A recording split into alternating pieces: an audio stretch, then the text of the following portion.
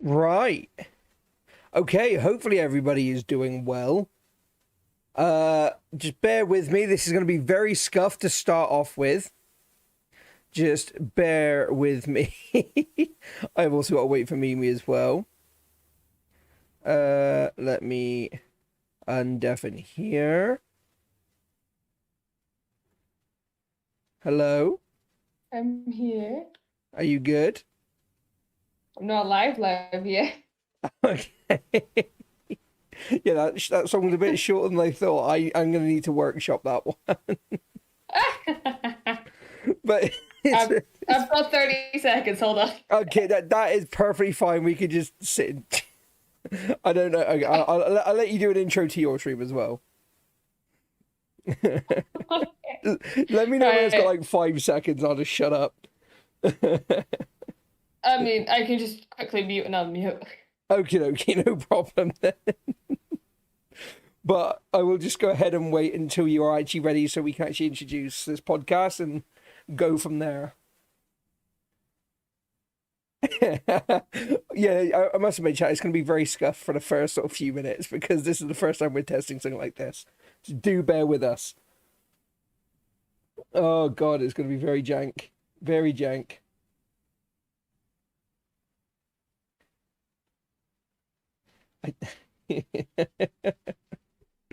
Oh dear lord.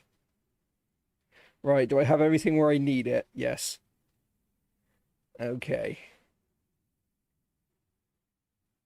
Fact.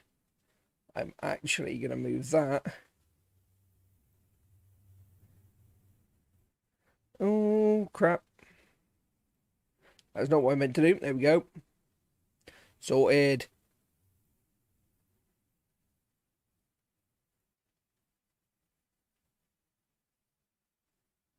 It's going to be... Hello? Are we live? Yes. Oh, this is such a... I wasn't deafened. Yeah, I did notice. I did tab over to Discord and notice that you weren't deafened. So I was like, they're going to hear me talk. They're going to hear everything I'm saying. That's absolutely fine, though. How are you, though? Are you doing okay? Okie dokie. Oh, Well then, if that's the case, right, then hello and welcome everybody. My name is Vortex, aka the King Pun. and I'm Mimic Manato, but mortals call me Mimi. And welcome to the Chaos Gardens podcast, where chaos grows like weeds. And this is going to be something very new and very sort of, I guess, not scary, but this is just something very new for us. So there's going to be a lot of scuff, a lot of just random babble, but we're actually going to try and do our best here. But, right, with all that being said and done, right, intro all done. Right. Yeah. So, what we want to do with this podcast, do you want to start or do I start? You can start. I can start? Okay. Right. So, chat, both of our chats. Basically, what we're going to be doing is hopefully, if we can, potentially once a week, probably on a Sunday, we are going to try and do it. So essentially, Mimi's going to be like, well, Mimi is live right now. Go check out Minato over on Twitch. And I am also live on YouTube. And what we're going to do is essentially do a couple of hours of us essentially maybe having a guest on or maybe just picking a topic and just randomly talking about it for a few hours. This stream's topic, however, is going to be Sonic and Sonic-related news because we are both massive Sonic nerds and we have been keeping up with some of the stuff that's been going on in the Sonic community. And, Well, I have. Yeah, okay, so I've seen bits. You've actually been properly reading up on stuff. But that's fine. That's perfectly fine because the whole thing of this podcast is, again, chaos. It's just going to be absolute chaos and absolute scuff. So that is, you know what? That's probably the tagline: absolute chaos and absolute scuff. That's pretty good. Yeah. But that needs to be part of the about section on the YouTube page. do you know what? Yeah, okay. We'll sort that out later. That's absolutely fine. But right, the first things first. Right, what we're actually going to do today, obviously, technically speaking, for what a normal, quote unquote, normal, like, podcast episode would consist of is this is not going to have any guests in. It's just going to be me and Mimi here. We are co-hosts of the show. We basically had this idea on a whim about a day or two ago. Made all the shit. It's something I've been planning on my own. Yeah. I was planning on doing it solo and just like dragging Owner in or dragging Jazzy in or even IRL friend Jeremy in. But then, like, you were going, I don't have any content, so I went, fuck it, let's do it. Let's do it. I was just in a rut of not knowing what kind of content to make. And I know I've said in the past before as well to you as well, Mimi, that I'd wanted to do something along the lines of a podcast. I've talked with the other BTP people about it as well, if anybody knows what all that's on about. And we've wanted to do one, and I just thought, you know what, this was a perfect opportunity. Fuck it, let's do it. And so, what was it? Yeah. It took us about, I think, 8 hours? We did most of it in a day. Yeah, I was going to say. We did most of it. We did most of the setup, all of the different art pieces. We made a bunch of socials, which actually reminds me, I'm going to go ahead and grab a link to some of the socials now. The main one we want you guys to follow at the minute, I think you'll find, is probably going to go on ahead and be the Twitter, because that's the one we're probably going to want to grow. Because we have also got a YouTube channel, which I'm going to essentially be... After the streams are done on my end, I'm going to essentially be taking the VOD, cutting it up into a bunch of best bits, basically, and then posting it to YouTube, which is going to be a completely new YouTube channel, not my own. It's going to be posted to the Chaos Gardens podcast channel, which you can go on YouTube and look up if you really want to. Now, 1 second. I'll say eventually where I have like all of the, oh my God, all the links and everything all properly set up. But for now... I don't know if you put it in your chat or not, me, but I've just put the link to the Twitter. It broke. It broke. Okay, it just broke this instant. Oh God, you're again perfectly chaotic, perfectly scuffed. That's absolutely fine. We're allowed to have it do this. But yes, basically, the whole point of this podcast is that we literally just get to sit down for a couple hours, maybe bring a few friends, few guests on, and just randomly just ramble about topics for a couple of hours with a bit of different, well, a few different things in between those, but mainly it's going to be chaos again. So that's why the name is what the name is. Right. The main topic. Yeah, I fixed it. Oh, you fixed it? Okay, cool. Right. The main topic for today's stream, for today's podcast, I need to actually get used to saying that podcast, is going to be Sonic and Sonic related news. Now, as many of you, I'm sure, who are fans of Sonic the Hedgehog or anything, or of the games or comics or anything, will know that there is a new game that is coming out soon. They're Sonic Frontiers. Now, there's a lot of speculation going on about this game. A lot of hopes that are held very high for a lot of people, including myself, I must admit. But it's... Honestly, some of the things that I have seen over the past... Well, to be fair, probably over the past week, I am very excited about, honestly. There's some things which I thought that, for an open world, like, they had a lot to live up to for announcing an open world Sonic game. There was a lot to live up to. What were your thoughts on it? Well, I mean, I'm always excited for Sonic games. Yeah, I am too. May or may not own every single Sonic game that's ever actually come out. Yeah. And I have 100% completed 3 of them.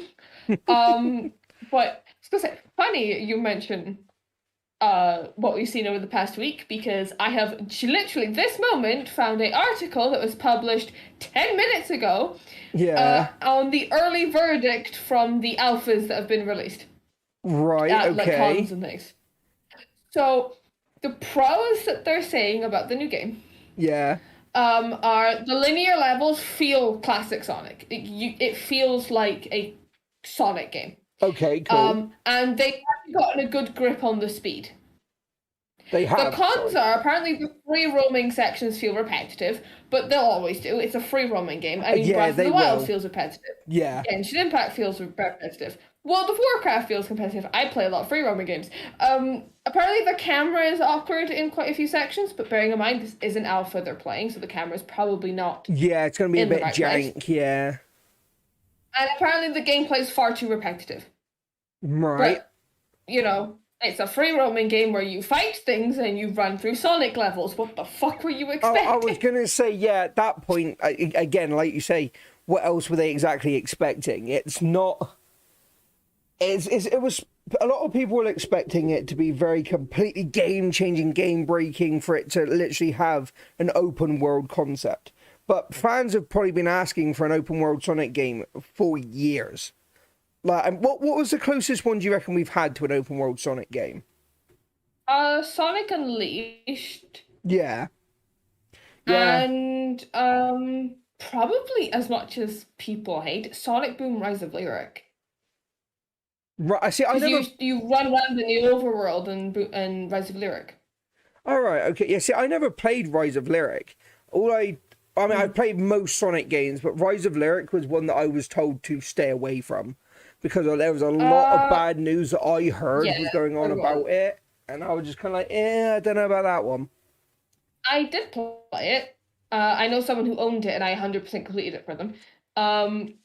Although I don't say that I 100% completed it because they were already 30% complete of it when I stepped in. Right. So I just finished it off for them. Yeah, okay. Essentially, you know the way that Slime Rancher has sections cut behind doors? Yeah. It's the same thing with Rise of Lyric. So you could run around as much as you want in the overworld, but until you completed certain story elements, you couldn't get through certain doors. But the problems were that people found ways to get around the doors without needing the pieces. Oh. Right. Okay. Yeah, you could speedrun the game in like 4 minutes. Oh, really? Because there was a glitch you could do with Knuckles' jump that lets you jump infinitely, so you could just like fly over walls and invisible barriers and get to places you weren't supposed to be. Yeah, okay, that seems very problematic. That gives me very Sonic 06 bug vibes.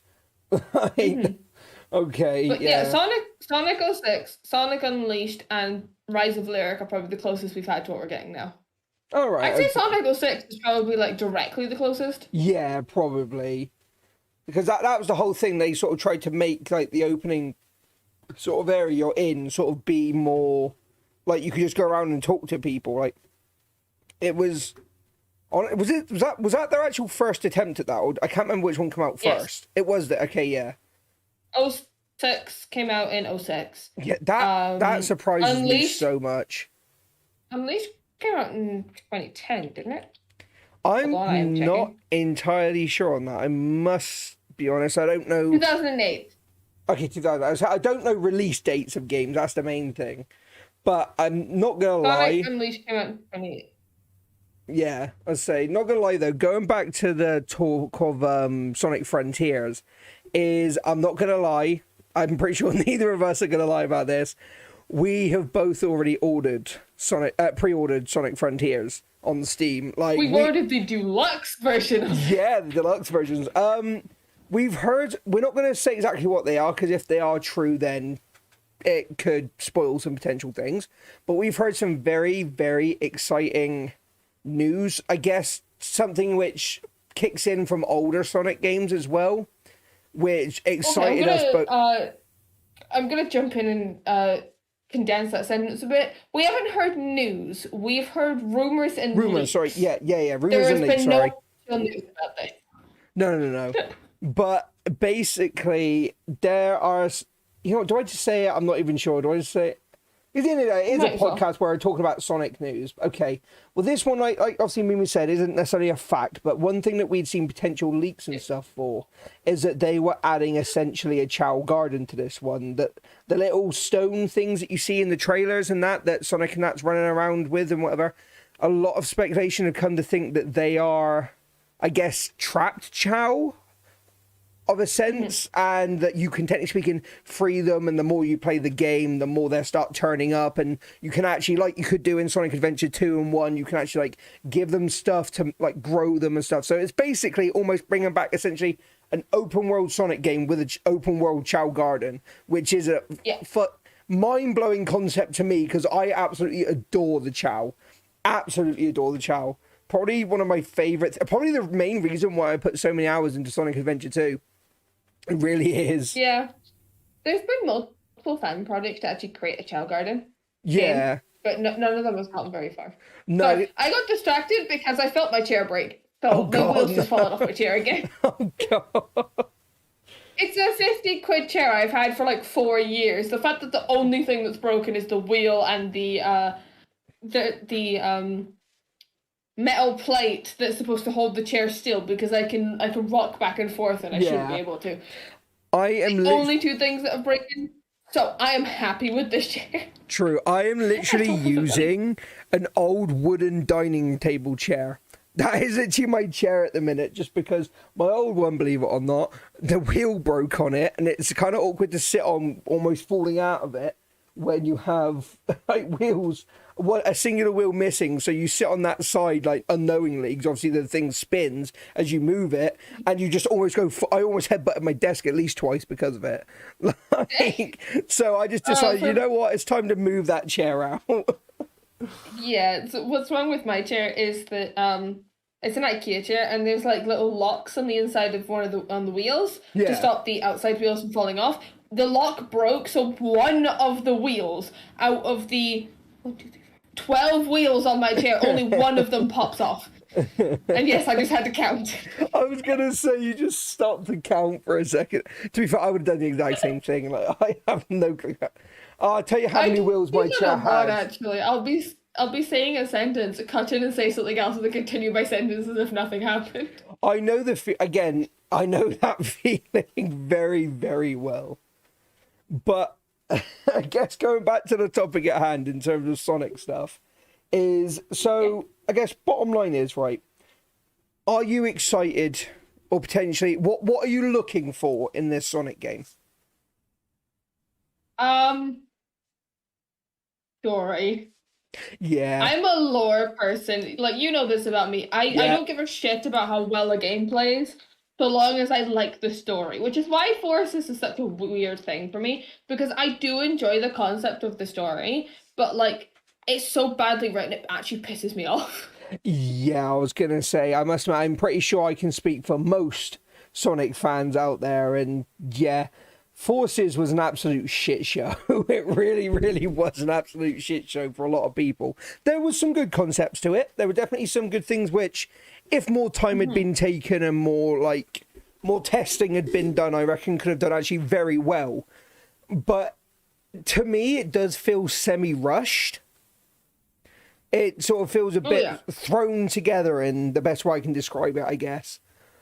But yeah, that's... Well, the same thing that happened to Rise of Lyric and 06 actually happened to Forces, where about 3/4 of the way through the game, Sega told them that they were moving engines. So I think Forces was actually being made for the specifically for PC, I think PS3 and then Xbox One, and then they went, no, you're moving it to PS4, and the PS4 has a completely different engine than the PS3. Oh, right. So they had to move everything to a new engine, which was why some of the paths are like auto-routed, because it broke the gameplay. Right, yeah, I can imagine. I was going to say, like, so it's when... God, I dread to think the amount of panic that probably went through the people that were actually developing that.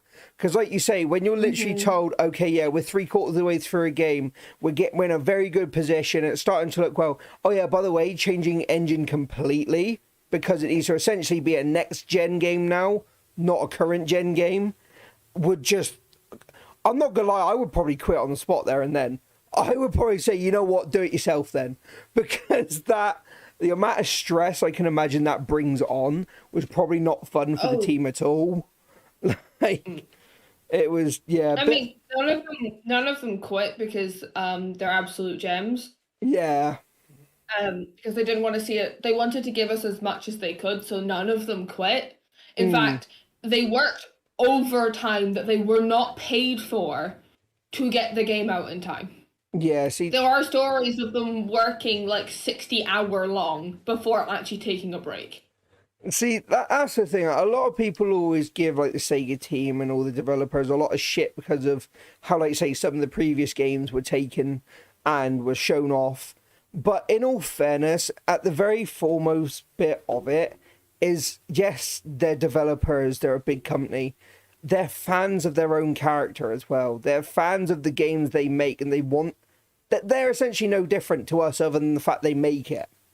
You know what I mean? Like they have the same sort of hopes and aspirations that we do, and things that they want to see in a Sonic game. But the difference is they have a chance to put it in. But when they're told by companies, no, you can't have this, we need this done by this time, it must be honestly just soul shattering for them, because they're like, no, we want to give the fans what they want, and they're just physically not allowing people to actually do what the fans want. It's, to be fair, not just Sonic, but that's probably a lot of the case for a lot of games out there. There's games which feel rushed or feel like they need, like, we always say that, oh, the companies need to listen to the community more.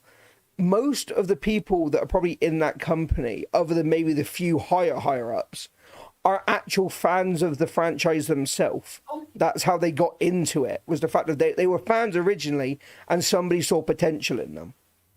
I think the biggest example I have on that, and I don't remember his name, but there's one of the writers for Sonic Unleashed was actually a Sonic fan fiction writer. Oh, really? Who wrote he wrote a fan fiction, and I cannot find it for the life of me now. It was one of my favorite Sonic fan fictions, which explored the history of Christmas Island and why Sonic is one of the only hedgehogs left. Essentially, what Starfall Island is now is what Chaos Christmas Island was. So they were advanced civilization of hedgehogs who got a little too confident with their computers and mixed them with the Chaos Emeralds and lost complete control of the emeralds. androids. Yeah. No, not the emeralds, the androids. The emeralds just ran away like they always do. But the problem was the hedgehogs were blessed with chaos energy.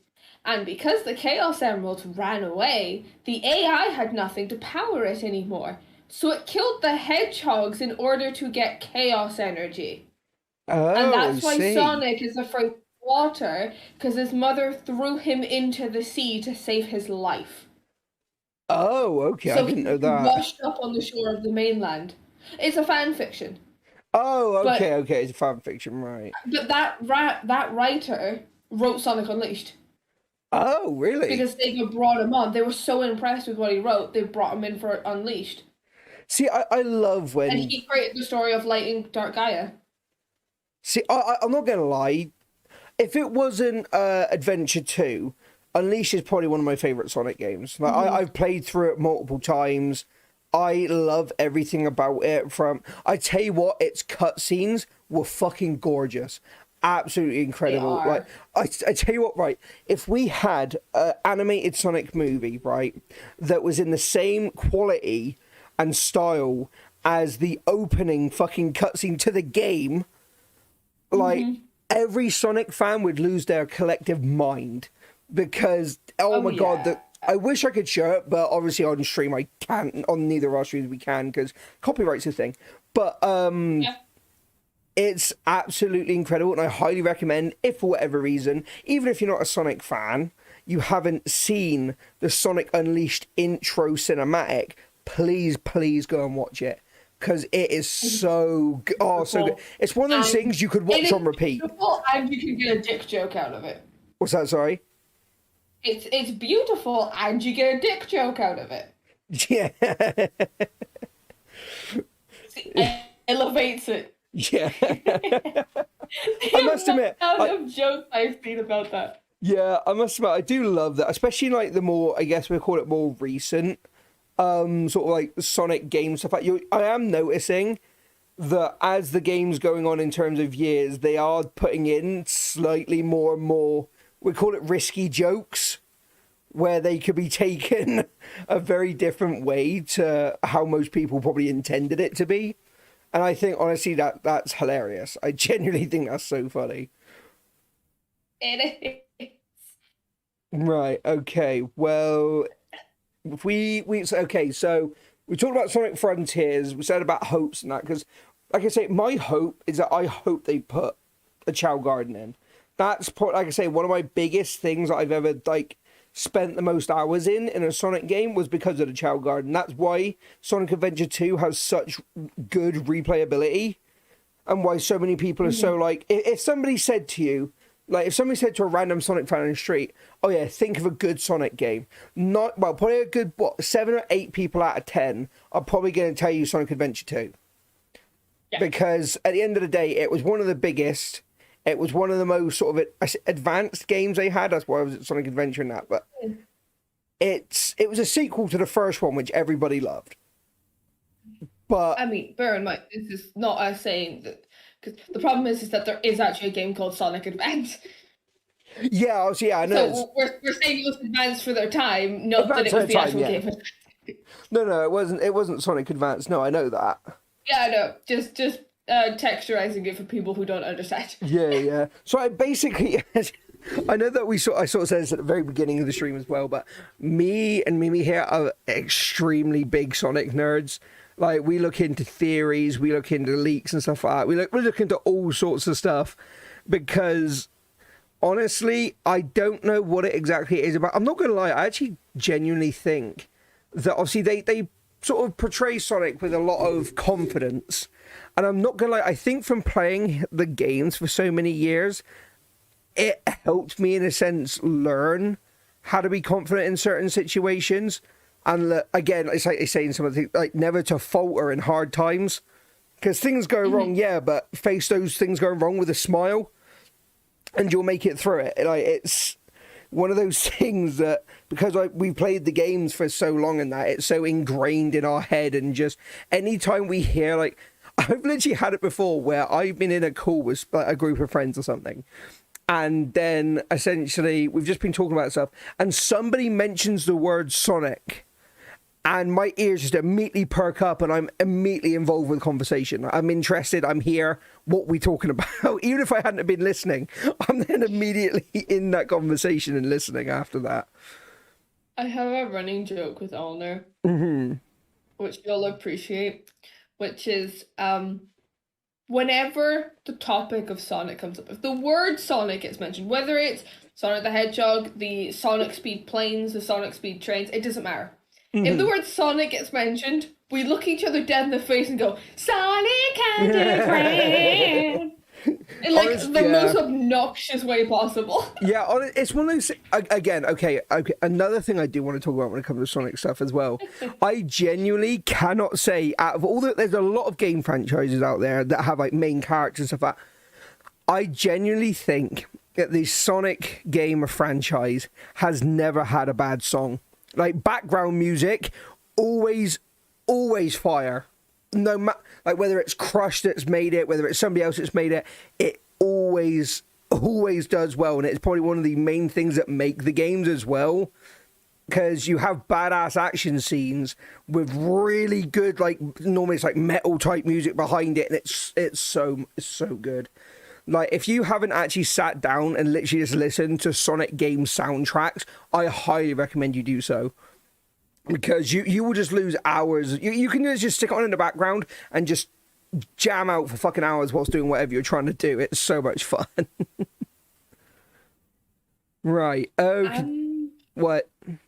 I was just thinking, there is one song that I would turn around and honestly say is the worst Sonic song, and I don't even remember what it's called, but it's from Sonic Chronicles. And I don't remember what it's called, but it's one of the background themes for a level. It is shit. Really? It doesn't fit the theme at all, and it honestly sounds like it just got thrown through a grater. Really? I actually must admit, Sonic Chronicles, I don't think I've seen that. I don't think I've played or seen that. Like, I may have to look into that one after the stream. It's the one with the echidna in the glowing purple suit. No, I have Shade. Oh, okay, the one with Shade. Right, okay, yeah, fair enough. Yeah, it's hers. It's her game.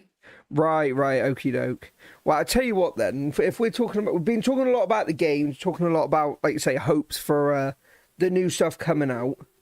Why don't we take a little bit of a dive back in terms of, I guess, time frame, I guess. I don't exactly remember where all the comics continuity is in terms of, I guess, like you say, it depends on what comic it is.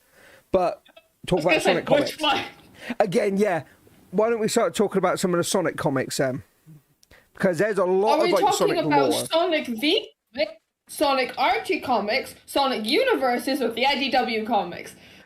I'll tell And you that's what. only 4 of them. I tell you what then, how about we talk a little bit about the IDW, because I know you know a lot about the IDW comics. I know shit about the ITW because I stopped keeping up with it after episode 4, I will not lie. Oh, did you? Oh, I thought you knew loads about I might have... No, I know bits and pieces because I do follow, like, Twitter and stuff. Like, I know the fact that the first arc was the cleanup of forces. Yeah. And I know that the new, quote-unquote, evil person, is the, like, mixtape version of Scrooge. Because, the man we don't mention, he who must not be named, is like threatening to sue people left, right, and center over shit like that. Yeah. Even though technically the character doesn't belong to him and actually does belong to the writer of Sonic IDW, so Yeah. make sense of that what you will. Yeah, exactly. Okay then, better question then. What is your favourite Sonic comic series? Sonic the comic. Sonic Straight the up. comic. The one Okay. 1990s. Oh, Because right, okay. A, it's the British Sonic comic, Yeah. so there's British jokes in there. Yeah. B, my favorite transformation appears in it. Which is? Fleetway Sonic. Fleetway Sonic. That is, if I recall correctly, is that essentially the crazy / evil Super Sonic? Yeah. Yeah. It's originally what Supersonic was initially supposed to be. It's called Fleetway because the actual name for Sonic the comic was the Fleetway comics. So Right, it became okay. known as Fleetway Sonic. But essentially Sonic's super form is Fleetway. There is no difference between the two of them. Mm-hmm. Until like much, much, much later, and they kind of retcon it a bit. Yeah. Because their whole idea with it, especially for the English one, was that when he gathers the 7 emeralds, he loses control. Well, I mean, There was no control left in him. in all fairness, it makes sense because at the end of the day, you've then got one entity that's trying to contain and control the power of the 7 Chaos Emeralds whilst they're essentially powering him up. So you would sort of get to a point where one might start losing grip on it or start losing their mind, or you'd get it where literally, like you say, their body and mind is just not physically built to handle that much energy. Like, there's a reason why they always said that Knuckles, obviously, with having the Master Emerald, is it's there to nullify the power of neutralize the power of the Chaos Emeralds. Because, like you say, that much power in, like, say, one person can definitely spiral and lead to bad things. So I'm not surprised. In all fairness, it makes so much sense when you think about it that the more, technically speaking, Sonic spent time around the Chaos Emeralds and transformed the Super Sonic, it would start to change him rather than just the interesting thing about Sonic the comic is that the Chaos Emeralds don't show up until like the final few issues. How is it? Because so you know how originally Chaos Energy could be found in rings and things like that. That's what actually caused it. Because Super Sonic isn't just like, oh, I've been powered up by the Chaos Energy. It's literally described as a psychotic demon that possesses Sonic. Oh, right. Okay. It is literally like, it is the epitome of chaos itself that possesses Sonic. Right. And like I'm just gonna read something directly from the wiki here. So this is quotes. Okay. Sonic frequently had to battle to keep his alter ego in check because Super Sonic's immense destructive powers, hyper-aggression, sadistic humor, and lack of restraint frequently endangered innocent civilians and even Sonic's own friends. Indeed, Super Sonic seemed to enjoy the prospect of killing Sonic's friends in issue 184. He deliberately holds back to prolong the pleasure of killing them. Super Sonic was created when Sonic absorbed a dose of evil energy through rings and later by the Chaos Emeralds. I guess that... So because it shows up when he absorbs it through the rings, and then when he gets exposed to the Chaos Energy, all the negative energy smashes into him. I guess that makes sense, though, how, especially in the games as well, then, that when you actually turn to Super Sonic, your rings start going down, because you're literally using up that energy. Because, like you say, because I know that for I think a lot of the games, obviously, other than obviously having the emeralds, that it was there was a fair few games where you had to, I think it was like 50 rings or something, and then you could transform, basically. once you had all the emeralds, you had to get a certain amount of rings and it would transform you. So which makes sense, because like I say, it's not just the Chaos Emeralds they're using, it's also the ring energy, because at the end of the day, rings just being around in the world, that isn't natural. Like, because I'm not going to lie, from the bits of comics I have seen, by the way, I do actually really need to like sit down and actually like read the comics. Same. There's a lot of it, obviously, where obviously a whole point of a comic is storytelling. It's supposed to be fun and quirky, or supposed to have a certain story point where it drives it. I very rarely in Sonic comics see rings around the world. You know what I mean? Like, you very rarely see them unless they're actively talking about them. Whereas, and even then, there's like a reason why you don't see them. Oh, is there? They haven't been showing up, or like we're mentioning the rings because I haven't found any for a few days, and this is suspicious. Or has anyone been down to the mystical lake to see if it spat out a new ring? That kind of thing. That's when they mention it in like any of the comics. Yeah, exactly. But it's one of those things that obviously I know that in. Sorry, go on. I was gonna say for Fleetway Sonic, there's actually two versions. I forgot about this. So about halfway through Sonic the comic, they rebooted it. Right. Because there was an issue with one of the publishers. So the first one, he turns into Super Sonic, and then goes on a bit of a rampage, and then they have to reboot the series. So the first series, it's the rings that transform him. In the second series, it's the emeralds. Because the second series, unlike the first series, starts directly after the first Sonic the Hedgehog game. Oh, right, okay. And that's when he has 6 of the emeralds. Yeah. In the first game. And what happened was that when they're brought out together outside of extreme cold or other stabilizing elements, they become extremely unstable and become radioactive. Right, okay. And Sonic collected them in his base, and so he like face planted all of that radiation and became Supersonic. Right. So literally, Supersonic in the secondary version is radiation poisoning. He's Bruce Banner. Oh, right, okay. Well, that to be fair, put it that way, yeah, that makes sense. The Hulk. Right, yeah. Right. Because he comes out when Sonic is scared or stressed, just like the Hulk does. See, that makes Sonic literally is Bruce Banner. That does make a lot of sense, like you say, because no one person, like, that's why the idea of Eggman, for example, getting all 7 Chaos Emeralds is fucking dangerous. Because it's fair enough somebody, like, for example, like Sonic, the more heroic type, that gets it, that might be able to somewhat control it for a good way. But when you've got somebody that has that kind of destructive power to be used and is a genius and completely just uses it for evil purposes, that's why they never really want him getting the emeralds, because he can do so much more damage with them than Sonic probably ever could. Yeah, Sonic's the fastest thing alive, but he's only so smart. Whereas you've got then Eggman, which I know obviously there's obviously things from back in the day where, like, for example, Sonic built the first tornado and stuff like that. But you've then... Sonic's IQ actually does canonically rival Tails. And Tails is smarter than Eggman. Oh, really? Oh, okay.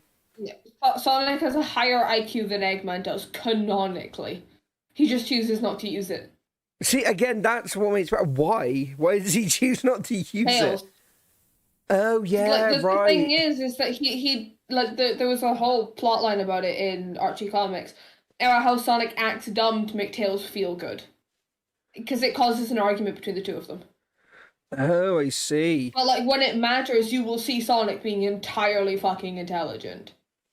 I mean, again, that makes sense, because, like, you do see, even in games, because that's my main experience with Sonic, because I've watched some of the TV shows and stuff, like, whether it be, like, the old one, whether it be, Boom. I've seen bits of Boom, but it'd be stuff like, oh my god, what was it called?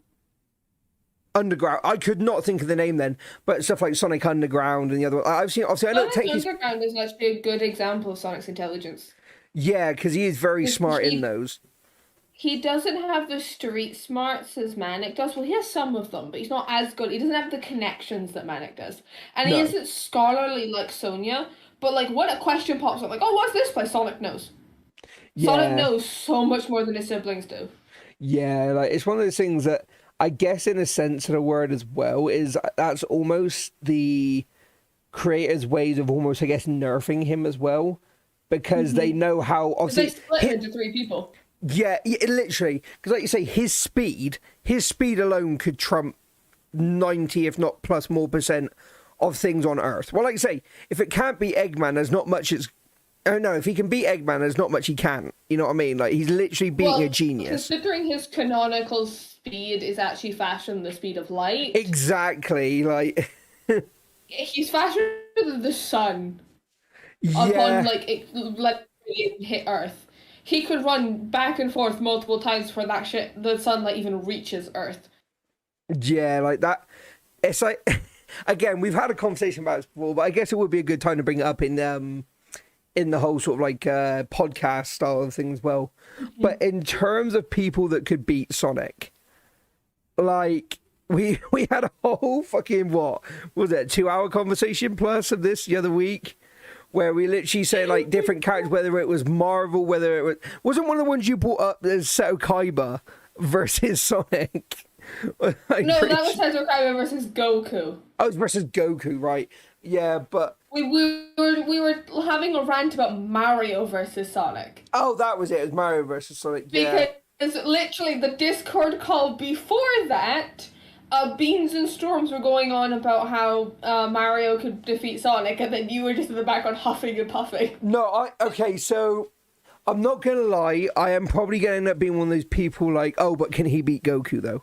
But it's the same thing with Sonic, is at the end of the day, right, the only person I think, technically speaking, one of the main people in sort of comics that could probably beat Sonic, whether it be in a, well, race, yes, but in terms of like actually beating him truly, is the Flash.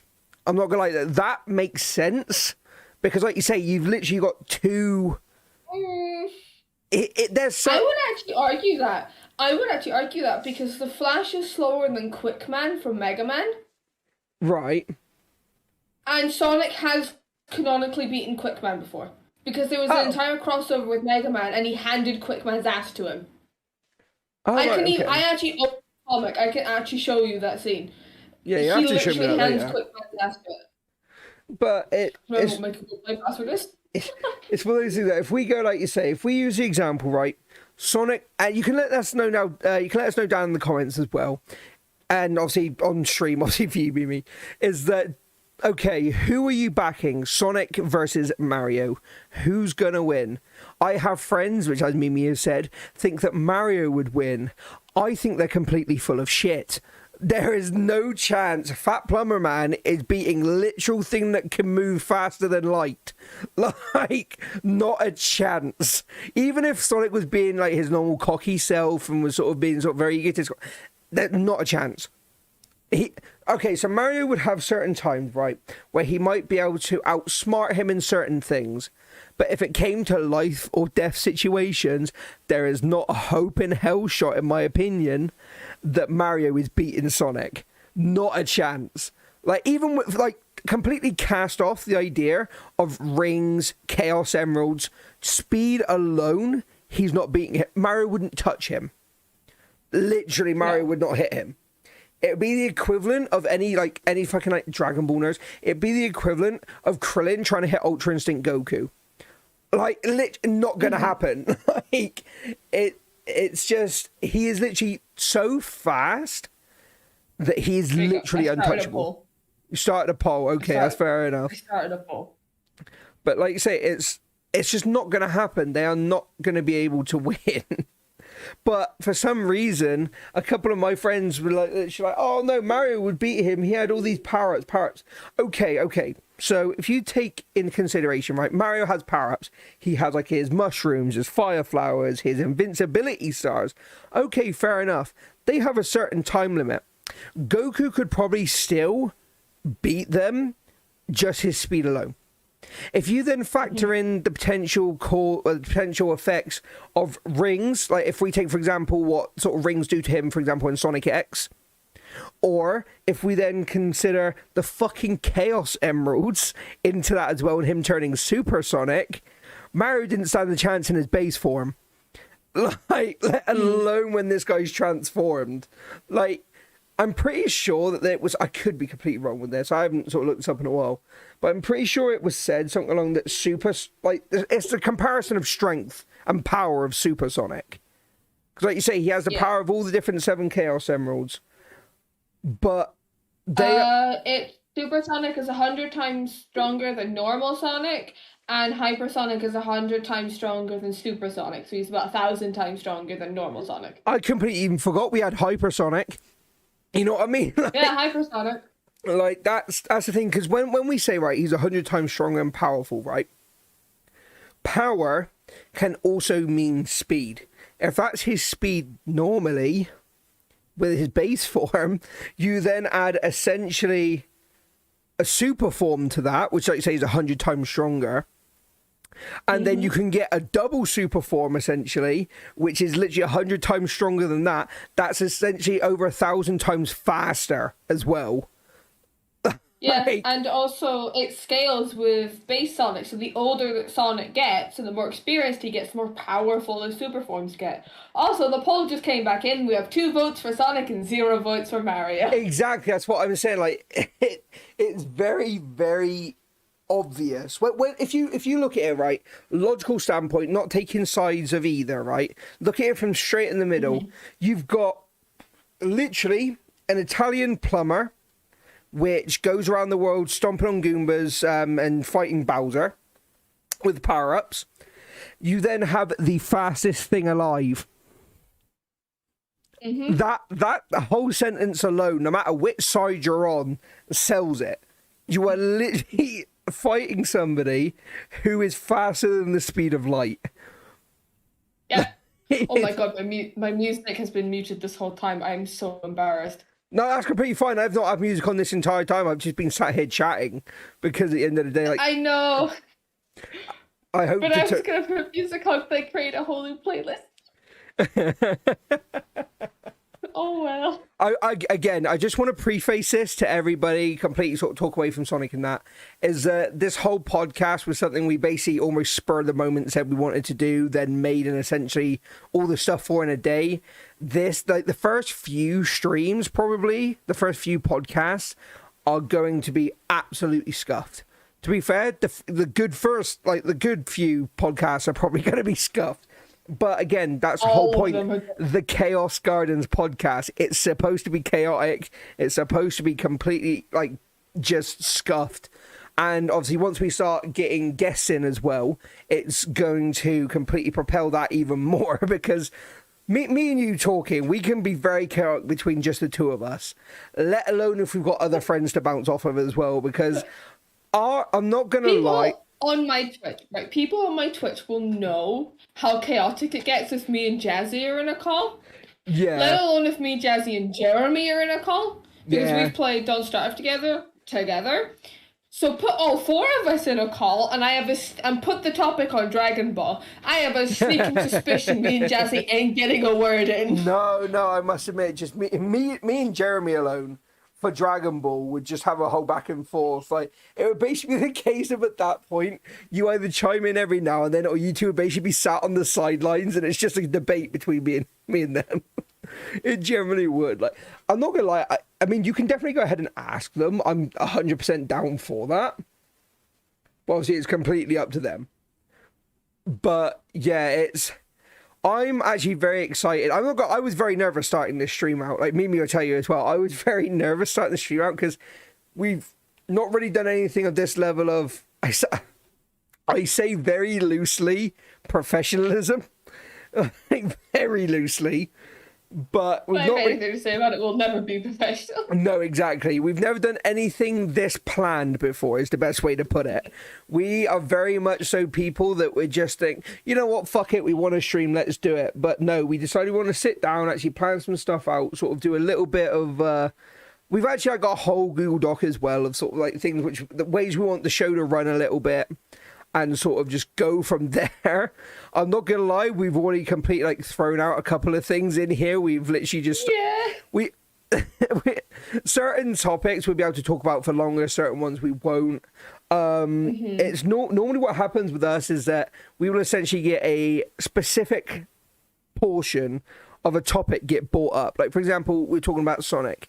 And then literally, like we just had the whole talk of Sonic versus Mario would kick off.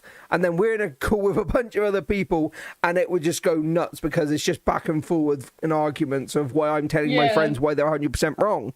And, you know, like, because at that point they are. I'm eating popcorn in the background. Yeah, you're sat there eating popcorn. Like, you're literally the definition of that fucking meme where the fucking person walks in with pizza and the entire room's just burning. Like, the entire room's burning, and there's people in the kitchen just fucking fighting. There's people out the front just laid on the floor whilst on fire. Like, it's just arguments. I mean, that is just me whenever I go into a VC with any amount of people in either Beside the Point or in Wade's server. Yeah. Like, it's kind of chill in your server, but once you step foot in any VC with more than 4 people in Wade's server, it is literally either dead silence or there's an argument. Oh, yeah, always. But again, like, we're that way because we're such close friends. Like, most of us have known each other for over a year at this point now anyway. Like, we're all very close with each other. But, yeah, I think things get a little bit more chaotic when we all get together. Okay, so it's one of those things that we all have to be in a certain mood. Sometimes we go into calls, maybe one or two of us are just in a chaotic mood. Okay. If we go into a call and everybody else decides, you know what, fuck it, chaos sounds good, then it's even worse than that, because you've then got all of us that have dropped our filters, dropped everything, and just say whatever. It's so funny, I'm not gonna lie. Like, that's why I say at some point, obviously, we will get guests on as well, which probably will end up being people like Wade, Chaos, obviously, like say Jazzy, a few of the other people as well. Like, we want to do this potentially weekly if we can, or if not, it might be every other week, where we will see what goes. Because like I say, I want to turn these into potential videos if I can, if there's enough content that I could actually sort of string together nicely, because that's the whole point of a podcast, is you can literally just sit there and chat about something, not have any sort of huge like looming thing over your head. You can just sit and chat about a topic and see what the hell happens. It gives me something to stream. Exactly, and it gives you something to stream. It gives me another reason to stream as well, which means that I know that obviously I've said recently on my end that I want to do a bunch more YouTube stuff, which also gives me reasoning to do that, because I then have the video to actually do that with. It's why I initially said, hey, let's do this. Yeah, it's... Again, I said it, I've been in a very weird rut recently. I have so much energy, so much time to make things, I don't know what to make. So actually, I will leave this out. To put in for people that are watching the video in post. If you want to put down in the comments any type of video content you guys want to see from me, whether it's gaming, animation wise, reactions, anything like that, just let me know down below and I will see what I can do about it, because genuinely I want to make content. I'm so excited now that we've got this idea going. I can actually do things without feeling stuck the whole time, and I'm so excited to start editing this already. Now I can do funny edits, I can do shorts. Like, oh, that actually reminds me as well, when we were talking about socials earlier, I can't remember if I mentioned it or not, we will be making a TikTok as well for the podcast, because we're probably end up having some funny, just random moments between us, and I feel like they could be very much so turned into videos. So, absolutely. Both of our brains run faster than our mouths, so sometimes we just say shit. Yeah, it's exactly that. Like, it's like... we are a perfect duo of chaos most of the time. So it's going to be one of the things, hopefully, like I say, you guys are going to be looking forward to it. And obviously, as time goes on, we're going to be improving the podcast, improving the stream. Because technically speaking, what was it you said? It's not technically speaking a podcast. It's technically a vodcast. It's technically a vodcast, because people will be able to watch the VOD afterwards. So it's technically a vodcast, which is why we're in Just Chatting and not Talk Show and Podcast on my side. Because I was looking to that side of Twitch, and there's a whole bunch of angry people who are like, people who are doing vodcasts shouldn't be in the Talk Show Podcast section. So, like, I'm not poking that far. Okay, so I don't get how that's the case, though, because technically speaking, like you said, the category is talk show / podcast. It's still a talk show. So it is. I just don't really fancy getting hate rated. Oh no, absolutely. I fully agree with that. That's complete bullshit. If somebody decides to do that to a person, you're a horrible person. But you know, It's not fun, like those sort of things, but we wanted to have some if fun. I get hate rated, I'm probably going to stick chaos on them. Yeah, get the dog I out. mean, Get at the British this dog out. point, yeah, Get the angry Brit dog out. Get the posh dog out. Get the poodle out. Just have a bark at him. Oh, dear Lord. I always threaten people with chaos, like, Oh, yeah. just wait till I tell chaos about this. I never tell chaos about it, but like, it makes people laugh. Oh, yeah, So, absolutely. That's the main thing. That's the main reason why I've always said that I do the stuff I do, because I just want to bring smiles and make people laugh. That's the whole main thing. I mean, I threatened Wade on a couple of people who was Yeah.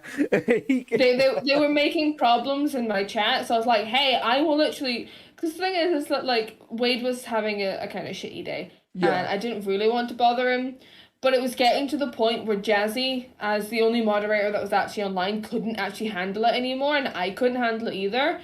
So Yeah. Jazzy contacted Wade and was like, hey, we actually do need your help. So Wade, like, invaded my VC and went, you better fucking give me the moderator role right the hell now. I think and then I remember this. helped us ban all those people. Yeah, and helped, like, just slap the ban hammer on a couple of them and the timeout on most of them. Oh, yeah, absolutely. I feel like It's just so many. I feel like I was like in the stream at that point. I feel like I definitely heard of that situation. But yeah, I'm honestly very excited to see what the future of this podcast is going to end up actually doing. Because, like I say, this is still very, very early days. This is literally, like I say, first podcast. It's going to be scuffed. Most of them are probably going to be scuffed, but that's exactly why you're here, right? That's exactly why everybody's here. It's a whole lot of scuff, just random babbling. But sometimes it makes sense, sometimes it doesn't. That's the whole point. It doesn't have to make sense. It's just our thoughts, opinions, and current news on certain topics. That's pretty much what we're doing. And whatever our our neurodivergent brains decide to pump out of our mouths. Hyperfixate on, And yeah. yes, you can take that in the wrong way. I said it that way for a reason. Oh. Hey, we both have like adult only streams, so like. Yeah, you're right. Again, there's my brain sort of going to trying to go a bit more careful on what I'm saying because YouTube. Then I'm remembering. Hang on a minute. It literally says when you go to stream, it says, "Is your content made for children?" And I selected no. No, it is not. It's not made for kids. Do not recommend this to children, please, because. So, Mine is not either. Shit gets crazy. We've still got to be careful of TOS. That's fair. That's perfectly fine. Obviously. But yeah, I'm very excited. No. What? There's a hole in my Barbados plushie. Oh no.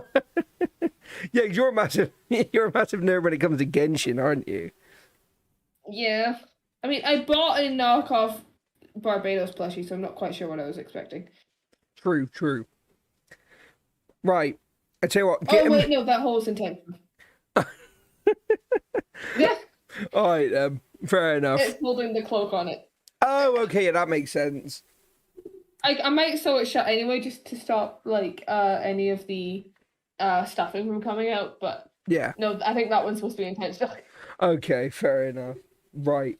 Getting Scared back. me for a second. Hey. Scared me. Scared you. It's fine. Right. I was hugging it because it's cold in here. Oh yeah, I was gonna say you say it's getting quite cold over there, don't you? Well, it is right now in the middle of a rainstorm, and there's a thunderstorm rolling in at 1 a.m. Oh yeah, and right now it is 3 degrees outside while pouring it down.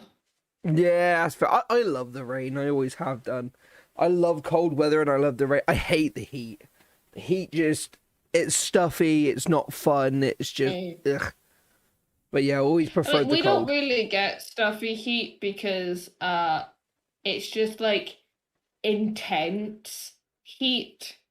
Yeah. And like most days it doesn't have that sticky humidity feel to it. Most days it literally just feels like you've dropped off in the middle of the desert. Oh, right, fair enough. It's either that or it's soaking rain. There is no in between. You know what? That's fine by me. Right, okay. Get back onto the topic of Sonic then. Right. Sorry, we again, this is a sort of little like complete side rambles we're going to end up going on throughout all of these podcasts probably. So do just strap in for that And sort of it stuff. gives a good like break from the topic every once in a while. Yeah, exactly. So we did sort of say we wanted to have sort of like small 5-10 minute breaks from talking about sort of like the main topic throughout the stream, just because like you say, otherwise it gets to a point where sometimes, especially if like tension's building up in terms of like a conversation or a debate going on, then obviously it can get a little bit too much. So yeah, we wanted to have those moments where we can sort of just chill out for a sort of few minutes, talk about something completely different and completely unrelated, and then go back into it after that. But that being said, is there any other Sonic related news that's big on the scene recently? Not that I can think of, because right now Sega Sonic team's being kind of quiet because they're preparing for Frontiers. The only real thing that's happening is that the Twitter takeover is supposed to be coming back soon. They've been teasing the Twitter takeover. Essentially, Sonic's voice actors, which is normally Sonic, Shadow, Eggman, and Tails, will answer questions asked by the community. I remember that. I did see, I think, an episode or two of that. They're teasing one now because this voice actor did one the other day, and they tend to do them in pieces.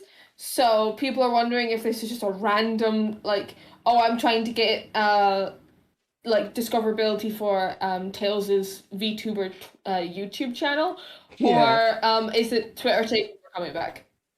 Yeah, Twitter takeover is hilarious. Yeah, honestly, like I said, I've seen a few. One of the main ones I've seen was, I think it was Sonic and Eggman talking. I think it was, and it was very interesting because, like you say, obviously I know they have voice actors on their own, but you can actually hear them talk in character to other characters, which are lines that you would hear in the games. It's just completely off the cuff to each other, and it's very interesting. I imagine they've got to be very careful what they say to each other, especially in character. Because like you say, they do. If something gets said which, like you say, isn't quote unquote canon, I guess, it can be very easily taken out of context and very easly made. Shadow likes anime. Yeah. Again, I don't think that's canon, is it? But obviously, it happened in one of their talk shows, which I think was. Hilarious. It's canon now. Does that actually make it canon? It's actually the voice actors doing it. It's canon now because God. Sonic also canonically likes anime as well. Specifically, Sonic likes magical girl anime, and Shadow likes anime like Tokyo Ghoul. You know what? That doesn't surprise me. Those murder animes. Yeah, I'm not. But, Sonic, on record, said Precure was his favorite one. It's closely followed by Sailor Moon. Honestly, Shadow liking Tokyo Ghoul, I'm not that surprised. I'm really not. No. Is he that kind of guy that would also like Attack on Titan? Like, those sort of things. Yeah, it's political enough for him. Yeah, exactly. Just Sonic liking magical girls just makes me laugh so hard. It just because there's 15 different AUs where he is a magical girl. Yeah, I was gonna say, it just makes me fucking picture you got the whole Sonic, Knuckles, Tails, and Amy and that just fucking with magical girl transformations. I'm not surprised. Someone actually animated that. Oh, did they? You may have to show me that. They took Precure and they actually reanimated it for Sonic. Oh yeah.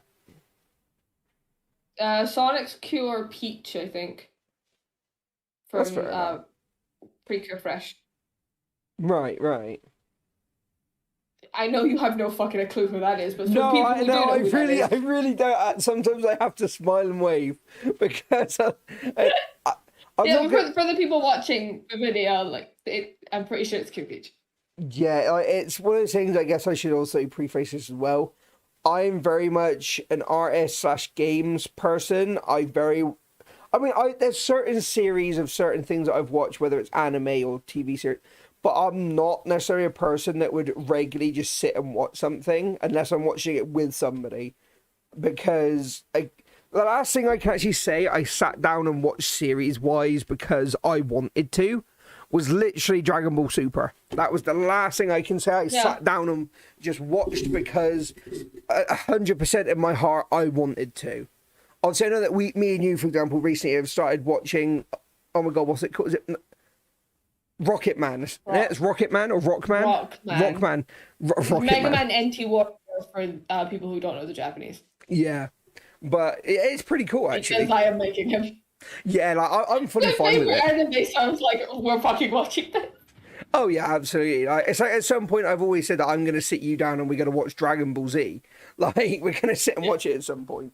If I have to watch the insanity that's Dragon Ball, you have to sit through Rockman. We're going to watch Dragon Ball, we're going to watch Z, and then we're going to watch in Super. And we're going to ignore GT, because GT is not canon. I might make you watch Naruto. That's fine. I've always wanted to. I've just never sat down and done it. Again, I hate Naruto, so probably you're going to have to drag me through. Oh, is it? I love the manga, I hate the anime. Oh, really? So, like, if we want to watch the anime, you might actually physically have to drag me through. Right. The dub is so bad, and I don't mean any hate to the voice actors, but, like, it's just so cringy. Right. It hurts. It's like physical secondhand embarrassment. It hurts. Oh God! I tell you what, that's gonna have to be another topic for another podcast as well. It's just anime. I was about to segue into the Sonic Underground through that. Oh yeah. I might get murdered by Storms later for my opinion on Naruto dub, but we'll see. Oh, that's fine. That's he fine. Is lurking. We can manage that. I have a sneaking suspicion I might get murdered. Yeah, she's looking. Yeah, we can manage that. That's fine though. But okay, so you want to talk about Sonic Underground anime? Yeah, I was just gonna. Well, Sonic Underground is listed as an anime. See, I was very shocked to hear that because I didn't know that up until literally what was it, 2-3 days ago. I thought it was just a class as a Sonic cartoon show. I didn't realize that it counts as an anime. It was animated by a US anime team, so it counts as an anime. Oh right, okay. The director of the art was the same director who did what's it called? Cardcaptor Sakura. Oh yeah. It was that one. He also worked on Underground. I think Underground was either after he left Sakura, before he joined Sakura. I don't remember. But he's not well known, and he's still not well known to this day because he was one of the lesser ones on Sakura, but he was like one of the main ones on Underground. And I think that's what made it. Yeah. Added in. Yeah, that's fair enough. I was gonna say you obviously saying about talking about more Underground and that because you've watched a lot of Underground, haven't you? I have watched the whole thing 4 times. Yeah. And I'm in the process of rewriting it with a crossover of Yu-Gi-Oh! Because I like torturing Yu-Gi-Oh! characters. You know what? Yeah, not physically, but give them emotional pain and making them grow as characters. Yes, exactly. In all fairness, again, I've watched I say decent part. I've watched a few episodes, I think, a good few episodes of Underground, and I do quite like it, I must admit. Like, the one thing I do actually love comparing, actually, is the way that Sonic acts in Underground compared to the way you see him in games. Because, yes, obviously, he's got his normal sort of confidence to him, but I feel like there's something to Underground Sonic that I can't describe it, but it's... I don't know, he seems like he's acting too cool, like, compared to what he normally would. He's acting like... He exaggerates it a lot. He's very over the top compared to what he normally is like. I had to sneeze. No worries, you're good. But I had to have an explanation for Sonic because this was explained in an interview. So what happened with Sonic is when Manic and Sonya are literally just Sonic in different bodies. So what the creators of Sonic Underground did was they looked at every single version of Sonic, mashed them into one person, and split them in 3. But that means Sonya actually got that like good-natured confidence that we associate with Sonic. Yeah. It's in Sonya. And his kindness is in Manic, which leaves Sonic as arrogant because those are his 3 main personalities. I see. Yeah, But okay. what they did for Sonic in Underground was really interesting because they explained his arrogance. It's not real arrogance. It's what he portrays to the resistance to keep their hopes up.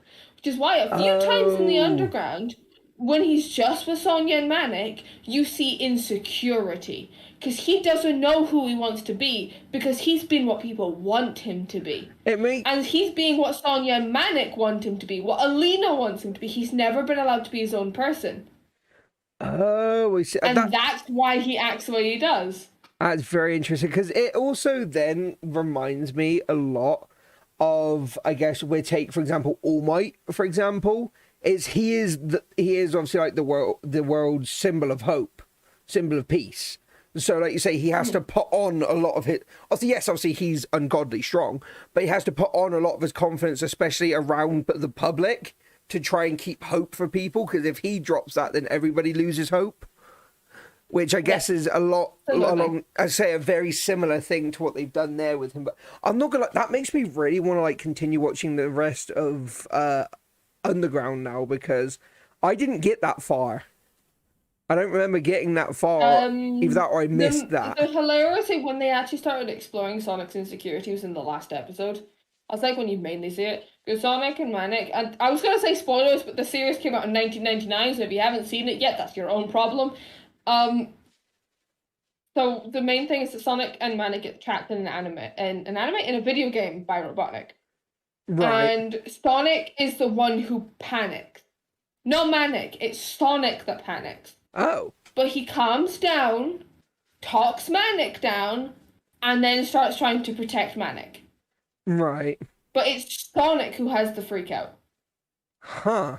And that's where they started. Like, there's a few other instances of it, like Sonic rushing to conclusions because he's worried about his siblings or because he's trying to protect someone, things like that, which show how insecure he actually is because he's so insecure in himself that he jumps to conclusions. He doesn't let himself think things through because he thinks he comes to the wrong conclusion. He just Yeah. like, this must be the answer and then jumps to it. But then Right. other times he actually thinks things through and actually comes up with strategies, and it's really interesting. Again, it goes. Plus, I'm okay. No, go on because I'm about to complain about Sonya. So I was gonna say again, it goes back on to like the whole idea that Sonic is actually low key smart as shit. Because, like you say, he's a strategist. Like he is very tactical when it comes to it. But like you say, in certain situations, like in all fairness, right, you gotta expect it. If we took this as not just Sonic, if we took this to be any character ever, right, not just let's say anime characters, any character ever, right, you've literally got the hope of a people behind you. You've got the pressure of keeping everybody safe. You're not going to be all confident and happy and sort of just smiley the entire time because at the end of the day, I'll say I know that some of them, well, obviously Sonic especially, he's not human, but they have all have human qualities. You know what I mean? Like they are people. They're not just machines that can have like, okay, I can deal with all of this. It's fine. It's the case of you still have the breakdown of a character, like you say, that when Sonic and Manic got trapped into that game or whatever, like you say, he started to break down. Is it shows more humanity in him than anything. Like it's not the normal heroic, I can save everyone, I can do everything sort of Sonic we're used to seeing. But it still shows that no matter how strong, how fast, how popular you are, that there is still that your human part lying in Mhm. there. like as I mentioned before, the siblings each have a core element of Sonic. Yeah. Now, before I complain about Sonya, because as in my opinion, Sonya is the worst character, yet also the most interesting. Manic is Sonic's imposter syndrome. Mm-hmm. That is his whole character. Manic's whole character is he feels like an imposter because he doesn't have superpowers. Mm-hmm. That is Sonic at his core. He has imposter syndrome. We actually see it in Generations. We see it in Forces. We see it in mainline games. He has imposter syndrome. I think one of the biggest ones we actually see it in is one of the adventures. Because Sonic just doubts himself, and it takes Tails and Knuckles telling him to get off his ass for him to actually believe in himself again. Yeah. And he has major imposter syndrome. That is Manic. That is Manic in a nutshell. Right. Now, Sonya, as I said before, is Sonic's arrogance Mm-hmm. in a way. Um, confidence, arrogance, they're quite similar. Yeah. The problem I have with Sonya is they took that confidence and they made her into the stereotypical anime woman. So, while she is intelligent, she can fucking pack a punch with a kick. She's so obsessed with her appearance. She's incredibly obsessed with romance. It's a little bit ridiculous.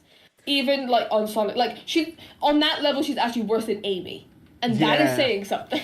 Yeah, I was gonna say a lot of people give Amy a lot of flack, but in all fairness, Sonya came first. yeah, it's like one of the things. Again, funny enough, going back to Sonic Frontiers now, is that from the trailers and other bits and pieces we've seen, is it does show that Amy plays a big part in this, or does seem to play a big part in the game.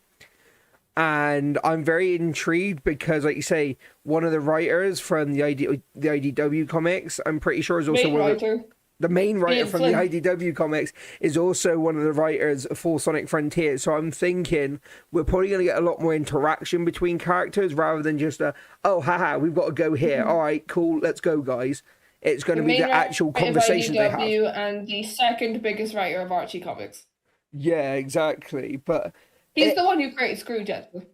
yeah, it's one of those things like we don't actually get many times in games. Mainly it's comics, which obviously is one of the main reasons why obviously they do the way they do. That we actually get proper what I would class as proper interaction between characters, rather than just a little bit of a one liner or whatever between action scenes. Like, because at the end of the day, obviously, because they're all friends. Oh yeah, friendship wins. Whatever, friendship wins normally. Okay, but there's the whole thing of like everybody's always known of Amy chasing after Sonic and stuff like that. Yeah. But you never see that. You very, very rarely see them actually sit down and talk to each other. But when you do, it's always so much more interesting than it actually is in the games normally. Because they've got a whole lot more to say to each other than just, oh, be with me. Like, it's not just a fact of she's psychotic or anything, like as some people portray her as. It's the fact of there's reasoning behind it. That pit a bit myself. How have you? I do, mainly because Amy's new characterization, especially her characterization as Sonic X, pisses me off to no end. Yeah. So I do that in a way of making fun of it. Yeah. But then also what I do is I pull it to that extreme, have her get like smacked in the face by it, and then actually like become the character I want her to be. So I try and make it look like it actually like she has a growth arc. But admittedly, I have never gotten to that second part yet because that's quite late in the story.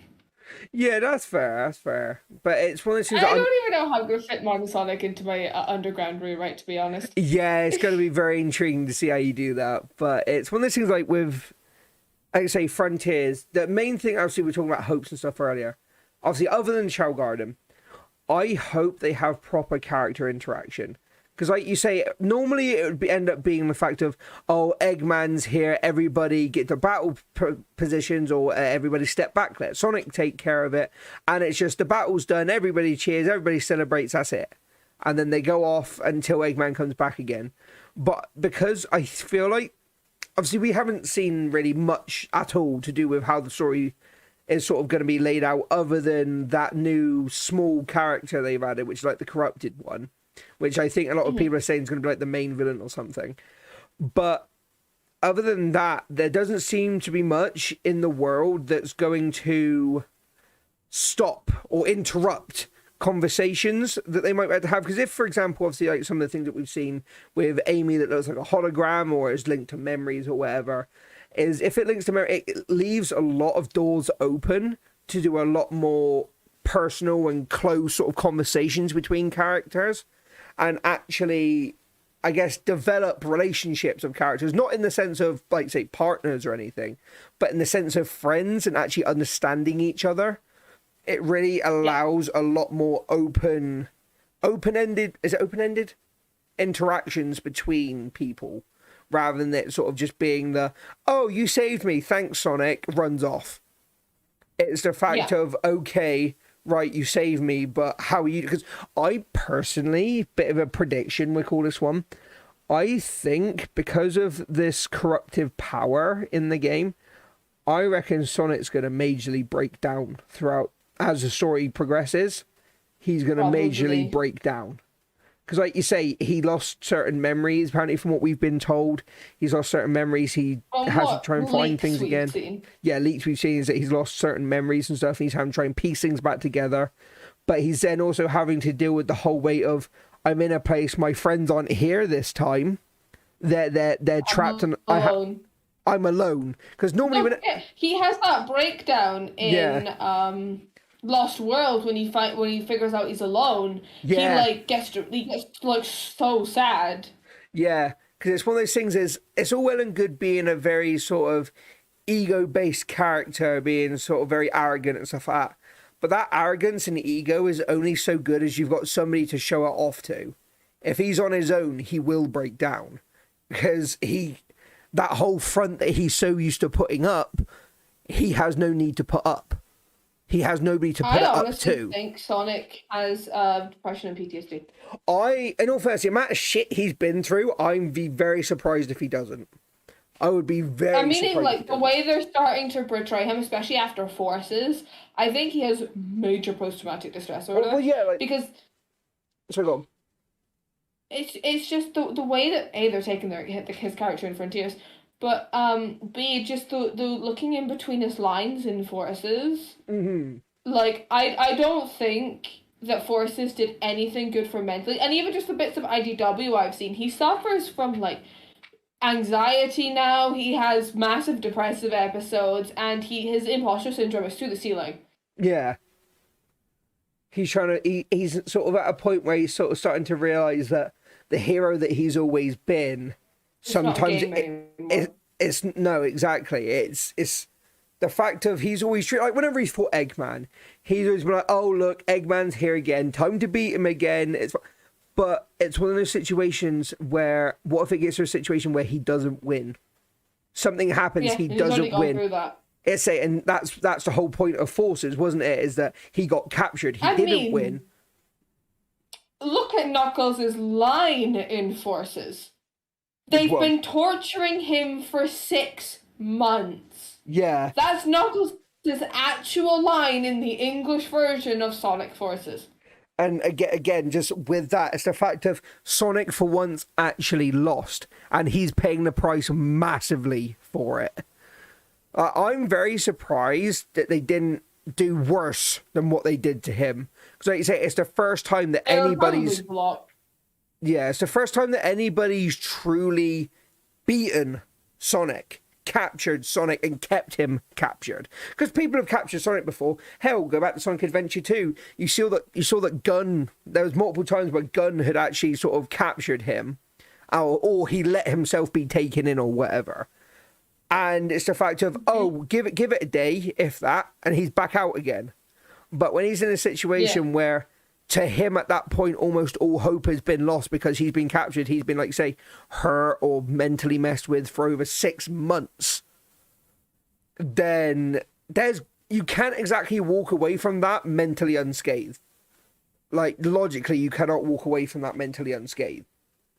Like, he's going to have some sort of repercussions, and I guess... what's the best way to put it? Like you say, whether it's something like mild, I say mild, some type of PTSD, depression, something when it kicked in, because it's like you said in the game as well, he blames himself for the world going the way it did because he couldn't stop them. Yeah. Having literally the world on your shoulders is a fucking heavy weight to have on your shoulders for anybody. At 16, yeah, literally 16, you have literally the survival of the world on your shoulders. That would take a toll on even the strongest of people, and even the strongest willed of people like Sonic. He might not show it very often, but I imagine, especially like you say on the alone times, or when it's like just him and Tails or whatever, I imagine would break down.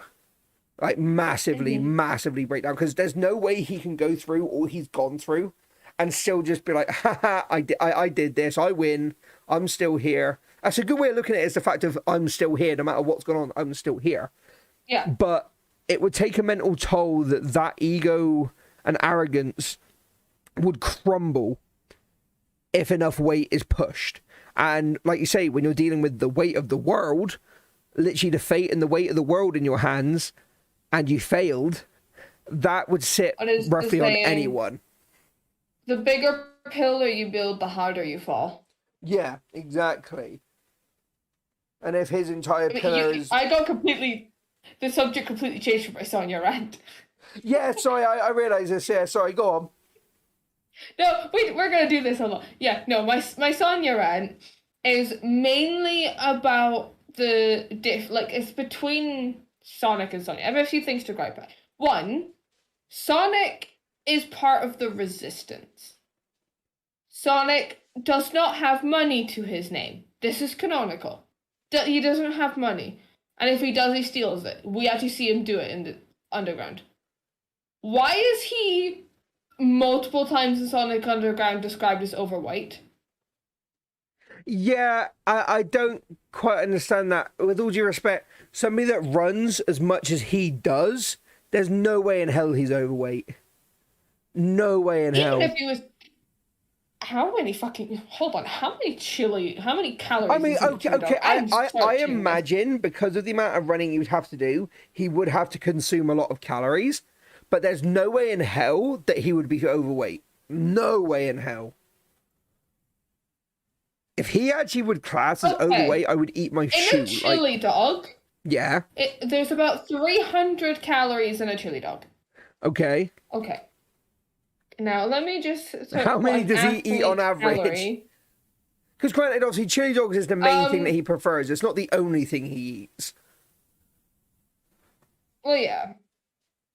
Hold on. But if we take it as, for example, the Sonic... I think it's Sonic Underground intro. He literally, when he was a baby, there was a tray piled up of chili dogs, and he eats them within seconds. So if you're taking that, probably athletes need between 3,500 and 400 calories a day at like Olympic level. Right. So we should double that for Sonic, right? Probably, yeah. But like we say, so if we take it at its maximum, it says he needs 8,000 calories a day. And you said, for example, that you said each chili dog you said was roughly about 300 and what? Sorry. About 300. If we say about 300 calories, right? And you then take, for example, like say, the beginning of, I'm pretty sure it's the intro for Underground. Well, how about just what he gets in one of the episodes? Because the episode where he's late to a mission because he goes out and gets chili dogs. There are 5 chili dogs in that bag, I remember, because I fucking counted them. Right. He needs to eat between 26 and 38 chili dogs every single day to get the bare minimum calories he needs. And let's say he eats 5 chili dogs every meal. He needs to be eating about 6 meals a day. Yeah. It's like you say, it's all well and good being the fastest thing alive, but you still have to deal with your own body, the fact that you are. It's the fact of, just because you're the fastest, it doesn't mean like all your like different, like you say, your hunger and your all other bits, different pieces aren't as well upgraded or improved because of that. Yes, obviously, for example, his endurance, his stamina, yes, would be heavily increased because of the amount of running he does. That's fair enough. That's why, like, 9 times out of 10, you will not see Sonic puff and pant after finishing running, because he literally, this is what he does. He is trained, I say trained, he's done this since he was little. Like, it's not like it's anything new to him. And obviously, as he grows and, like you say, gets more experience, gets older, he's doing it more and more. His body will get more and more adapt to these things. But like you say, the amount he would actually have to eat, there is no way in hell that he would ever get fat. No way he would ever get overweight. Not a chance. Like you say, that's how many he would have to eat just to just about cover things. So it's also all well and good about being able to, for example, like say, get as many calories in as you can. Like if he say it takes 8,000 calories, say roughly, then that's still 8,000 calories you got to get in. the size he is in terms of like physical like height and just the actual size he is, I don't think his stomach would be able to actually hold eating all of that quickly unless his metabolism's higher. I mean, that's why we probably see him eat, because, like, even in the intro, there's like 10, 15 chili dogs in front of him. We see him only eat 2 of them as a baby. So it's probably he couldn't eat them all. He just grabbed them all, because, you know, infants do that. I mean, I've done that as an infant. I know I've done that because there's a picture of me fucking doing it. So what I was meaning more of is that they're in a post-apocalyptic resistance war. And the rings to pounds is every, I think it's every 5 pounds is 3 rings. A chili dog costs, in America, on average, $6, which is about £5.20. So about it costs 3 rings for 1 chili dog. Yeah. Right? And he's eating 26 at a minimum. Yeah. So that almost 80 rings probably. 80 rings every day? Where's he getting that? And that's because assuming in that Sonic is a currency. That's assuming that he's only eating chili dogs. Obviously, there's other things he could eat, which would be more calorific and stuff like that. But I'm gonna go into the wiki. Oh, he is a big fan of chili dogs to the point it is the sole thing that he eats. Okay, no, so it literally that is literally in the. It is in the fucking wiki. Okay, fair enough. So yeah, Sonic does only eat chili dogs. I stand corrected. Fair enough. He spends 80 quid every day on chili dogs. Right. While fighting a resistance, while multiple times in the series we see they have no money. It's because it's all going on Sonic's fucking food bill. That's why. It doesn't make any logical sense. Yeah, again though, it gives me massive. Wait. What? Hold on, I think I may have read this wrong. What? Oh my god, I read it wrong. What? The hot dog itself, the chili dog itself is 300 calories. A actual chili dog is 800 calories. Oh fuck, okay, so it might be a little bit less than we initially thought. It's still expensive, though. He would still need to eat at least 10 of them. He would still need to eat at least 10 of them. Yeah. But yeah, I'm not gonna lie, that makes a lot more sense. The fact that rather than him eating 26 plus of these things a day, he's Oh my god, can we not... So I'm on, chili dog, and it's like, 800 calories. No, that's a chili cheese dog. What's just a fucking chili dog, please? Like, I imagine, if we say cheese is normally an extra, like, couple 350, there we go. Okay, so it would... 350. So it would be still about 20 plus chili dogs he'd probably still need. It would be about 23. About 23 chili dogs. 23. Yeah. So he would still need... God, that's a fucking lot. But it's one of those things like... About 65 quid. Yeah. It's the fact that it reminds me a lot of the whole situation of like how Goku eats. Is that because of the amount of training he does, because of the things that he does, that's why he eats so much. Because he is literally burning that much fat and stuff like that, and he's burning that much calories that he needs to eat that much just to keep his body going. It's the same deal with Sonic. I mean, a lot of people compare Sonic and Goku, saying that a very similar story, like the whole thing of like you say, a lot of them were picked up at birth and stuff like that, and the fact that you need 7 magical. For example, you have like 7 Dragon Balls, you have the 7 Chaos Emeralds. They both have a super form, which happens to be golden. Like it's very much so. Inspiration, I reckon, was taken on both sides. You know what I mean? Yeah.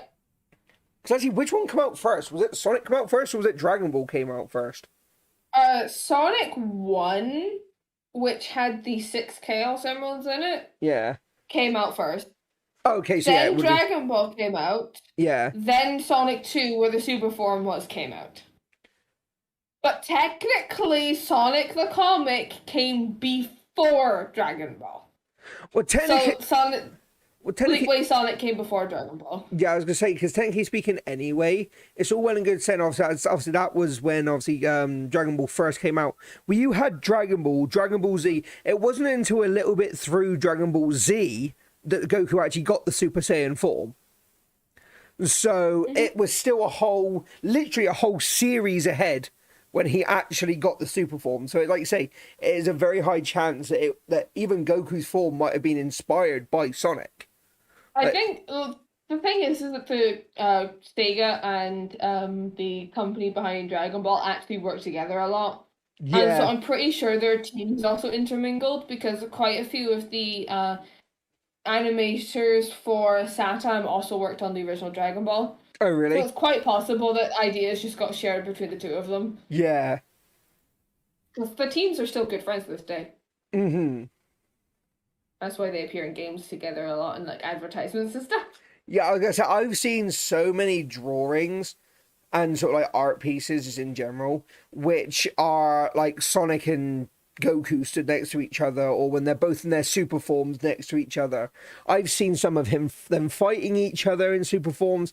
Like it's such a cool concept. Like you say, essentially, technically speaking, that's what it is. Is they both have their own essentially Super Saiyan forms. Obviously, Sonic came first, but obviously they both have their own super forms, but they are very similar to each other. The fact that I'm pretty sure that Sonic can actually also fire beams, like he can fire blasts He from his can. hand in his super form as well, sort of gives me He just very hasn't quite learned how to do it. yeah. It's like you say, they must We see him do it on Instinct and Sonic X. yeah. He's still learning how to use chaos. Yeah. Because like you say, it's technically speaking, not around long enough on him normally for him to actually get a proper grip on it. It's the fact of, oh, it's an emergency situation, let's use it, rather than oh, we have them, let me train in this form so I can get better with it. It's more so the fact of, fuck, the world's at stake, the universe is at stake, time to go super again. Like, Considering Sonic tends to pass out after using it as well. yeah, exactly. Like it's I don't know, she was funny enough. It's a whole thing that literally Dragon Ball had gone into as well. We're literally saying, yes, the whole reason why in Z that Goku and Gohan went into the hyperbolic time train to get stronger is because they needed to learn how to literally live in their Super Saiyan forms without it draining their energy. So they could literally essentially get to a point where their super forms, to them energy consumption wise, was the equivalent of being in base form. So they could actually maintain the form, and then they got strong, and they had to do that with each form that they got after that. To a point, I'm pretty sure that yeah, go on. We're on the subject of Dragon Ball now, not Sonic. No, I know. I compare the two a lot because obviously, like you say, power forms. I know. I'm just thinking about it, and I'm like, shit, my Sonya rat. Yeah, sorry. Go on again.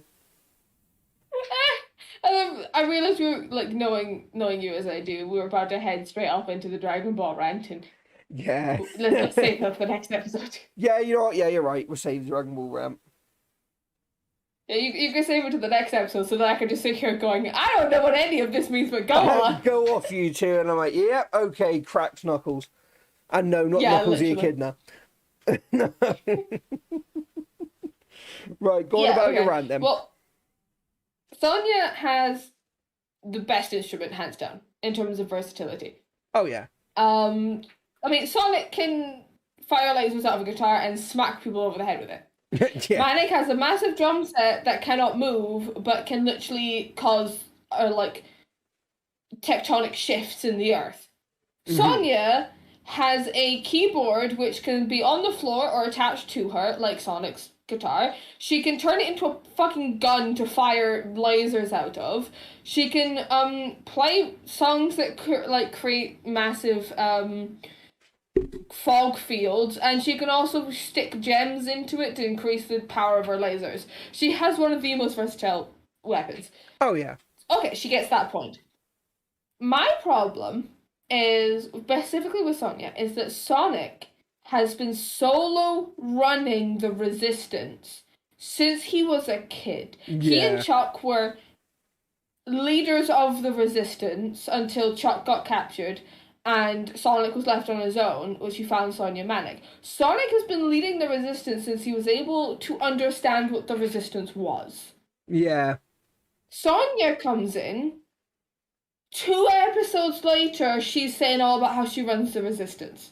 Yeah, no, it's the fact that she was struggling to handle it as well in certain situations, and it's the fact that, okay, you're struggling to handle it over a couple of days. Yeah, he's been doing this for years.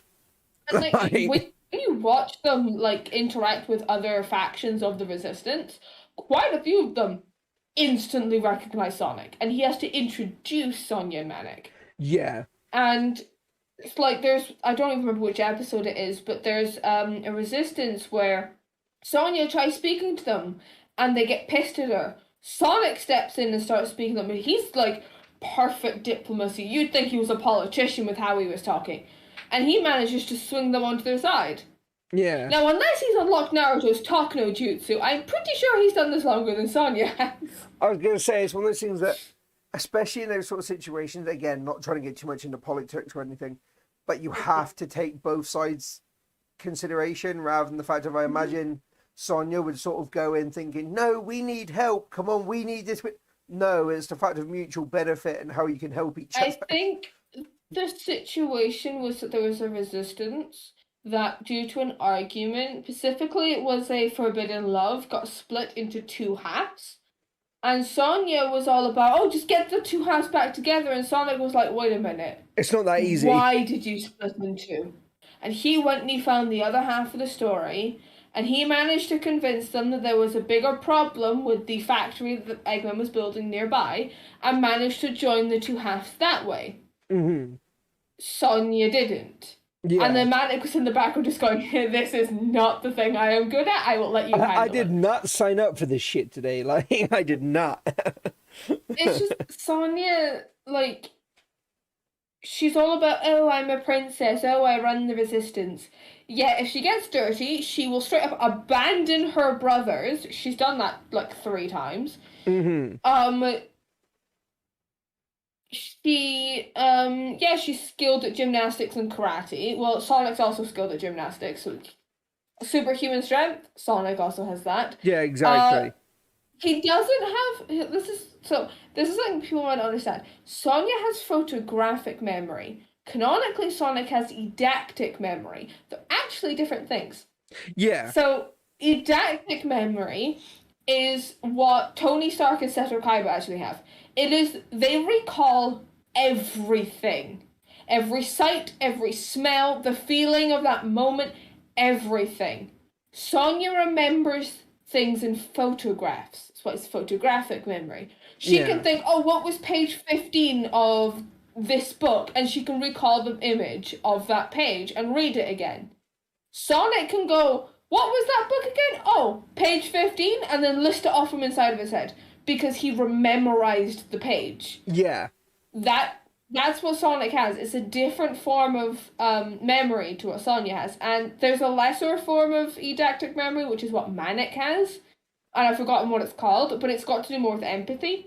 Mm-hmm. So he can remember the way that emotions play on people's faces and he knows how to manipulate them. That's Manic. So when it comes to like memory, Sonic probably has one of the best memories. Yeah. But it's also a curse because he remembers too much, which is why he gets a bit like woo woo about like certain things. Like it'll be like, oh, we need to do XYZ, XYZ, and he goes, what? Yeah. Because there's too much in his head. I mean, we know that feeling. Oh yeah, we absolutely know that feeling. There's too much going on. That is the definition. The only reason we know this is because it was confirmed in an interview. Yeah, that's a definition of literally overstimulated and over information dump. It happens quite frequently, especially with people that are more neurodivergent and stuff. But it can happen to others as well, definitely. But it's the way that you'll make, like you say, if there's too much going on, your brain will only literally be able to manage so much before other things can't keep up and it'll just crash. Mm-hmm. That is essentially what we're referring to. Like that's the thing with Sonic. His mind moves too fast. Yes. Because it has to keep up with him when he's running. Oh, exactly. He wouldn't be able to react to things if it didn't. No. Which also means that, in theory, Sonic should actually be wearing glasses when it comes to reading things. Probably. Because his eyes work so much on keeping an eye on what's going on around him, that he's probably straining his eyes to the point of damage. I'm pretty sure I have seen a comic, not a comic thing, but like a cartoon thing, where it's literally there was a scene where Sonic had to read something, and he actually pulled out a pair of glasses and used. I swear I've seen something like that. But like you say, he literally used them for reading, then took them off immediately afterwards, and put them away again. You know, to the infinite void that is any Sonic character trying to put away an item. Let me grab a Chaos Emerald, I'll put it behind my back, and look, magic trick, it's gone. Pocket dimension. Pocket dimension. Which is actually canonical. Actually. Okay, off Sonic topic for a second. Don says hi. Who does? He told me to say Don. Oh, Don, hey, Don. Also, Silver says hello. Hello, Silver. How you doing? Welcome in, everybody who might be coming in now. You specifically said hi. Say hi to the big nerd Tex. Okay, hello to the big nerd Don. Hi, Silver. Silver, hopefully you're doing well as well. Appreciate you stopping by. Just a little bit of, I guess, information for those of you who may have sort of just joined us is the whole point of this podcast is essentially we may have guests on every now and then, but essentially we can literally just go, all right, this week we're just going to hop on. We have a topic. We're just going to rant and just talk about things. We're going to do bits of AMAs as well towards the end of the stream. Which, if you guys have any questions, feel free to throw them our ways as well. Mimi is also streaming over on Twitch, over at Milk Minato. And obviously, for those of you who are on Mimi's end, I'm currently over on YouTube with my normal name, which is Vortex King Pun. But you can watch either perspective. It doesn't matter either or. I'm going to be turning my perspectives into videos because I need something to edit and make into videos. I really want to. But, yeah. That is just in the command in chat to send the link out. Yeah, no, it's actually one thing I will actually put in this would probably be a good point as well, actually. I'm just going to remind people that if you haven't already, it should be just that, yeah, is to go and follow the podcast official Twitter. We want to, like I say, try and do this potentially weekly. And if you guys haven't already, I highly recommend you go over and follow over there because there's going to be a bunch of news going up over there about potential topics maybe we could talk about. We might even have polls where we have your opinions on certain things. You can also give us suggestions for topics as well, potentially, if you guys want to see certain things or certain people we want to try and bring on to actually talk about things. You can put it over, or you can just like literally just say either maybe we'll put a tweet out about it, or maybe just the fact if you just want to tag the channel, the Twitter account itself. By all means, feel free to tag us in whatever stuff you have related to the podcast. By all means, tag us in stuff. That's fully fine. But yeah, it's one of the things that, like I say, this is a very scuffed start. Again, it's probably the fourth or fifth time I've said it's a very scuffed stream. This stream especially, because it's literally the first one we're doing. We didn't know how things are going to work. It seems to be working fairly well. Oh. I'm not going to lie. Like I'm fairly content with this at the minute. I am. I like this level of scuff. Yeah, it's just pretty much what we are. Like, there's no way, because technically speaking, we're both also on different platforms. There's no way we could have done it where it would have been perfect. Not at the moment. No. I mean, like I say, I don't know whether all these streams are going to stay specifically on YouTube, but I definitely plan to continue to make all streams that I do for the podcast into YouTube videos. Now, those will end up going up onto the Chaos. No, it is right, Chaos. The Chaos Garden podcast. Sorry, every time I see the word, I hear the word chow. Every time I read it, I read the word chows. It's Chaos. The Chaos Gardens podcast. We have a YouTube channel, which I'm going to be basically cutting down my versions of the stream, editing them, and then putting them up on that YouTube channel so you can essentially have episodes to watch where it's the condensed best bits rather than the entire 2-3 hour ramble, essentially. So if you guys want... the entire 2-3 hour ramble will be going on my YouTube channel. Yes, exactly. So that's perfectly fine. When I get around to doing that. I can help you set things up if you need to. I mean, I'm already set up. I'm just lazy. That's fair. You know what? I tell you what then, because as like you say, you did this to help me, I'm going to help you out by reminding you and trying to motivate you to do that sort of stuff then, so we can both grow together. Yeah, but I'm not interested in going on YouTube. Yeah, that's fair. That's fair. So like, if I just don't put them on YouTube, so what? I guess because technically the main one, like the full length VODs, will always be up on your YouTube channel I mean, technically because speaking, they'll it get saved to your. yeah. That about that, I'm actually going to be removing them from my main channel, and there's a reasoning for that because I have a second channel which is literally King Pun VODs, and I'm going to be Well, then putting they'll go on there. huh. They can just go on there then. Yeah, I was gonna say I'm not interested in YouTube. I was essentially gonna try and build two channels at once. One which is more edited videos, and one which is obviously going to be. Well, I say that. Essentially speaking, I'm going to be running not running, but I'm going to basically do stuff for like three channels. I've essentially got my normal channel, which I'm going to be doing sort of random gaming stuff, maybe potentially once I face reveal IRL stuff. We'll see what goes. I have my VOD channel, which is mainly for just once the stream's done, I just download it and just put it up over there. That's perfectly fine. And then there's going to be the Chaos Gardens podcast YouTube channel, which is literally going to be edited versions of each episode, essentially. So you get the best slash funniest moments. I can make TikToks from them potentially as well. Yeah. And just go from there. It's going to be a lot of fun. Because like you say, right now, this is the first one we were just doing to test out the fact, obviously, it was just being me and Mimi. But as we go on, like I say, we both want to bring guests onto the show as well. So we're actually going to be able to have a lot more chaos, a lot more fun. And like I say, what normally might take an hour or two for us conversation-wise is probably going to turn sometimes into a 3, potentially 4-hour fucking thing. So it's going to be interesting. It's going to be a lot of fun, but it's one of the things that we've both had an idea of doing something similar for a while, but we've always kept putting it off, and we decided, you know what, fuck it. It's basically how we got here. Well, I decided, okay, fuck it, and then went, are you going to okay, fuck it? And you went, yeah. Okay, fuck it, yeah. But yeah, it's going to be a lot of fun, because like you say, we're going to, we're going to try our utmost to keep as little politic talk. So I know a lot of podcasts would tend to talk about politics stuff like that. We're going to try to keep it as... Unless it's actually important to what we're talking about, like... Exactly. For example, we can't escape it with Sonic Underground, because literally the entire point of the show is politics. Yeah. Because rebellions are politics. Yeah, because there's a rebellion because they don't like a way of certain things being ruled, so they want to change things. That's why they build a rebellion, to try and overthrow the person that's running things incorrectly to them. They're trying to overthrow the overthrow because he overthrew the queen, and then they're trying to overthrow him to put the queen back on the throne. Yeah, basically, yeah.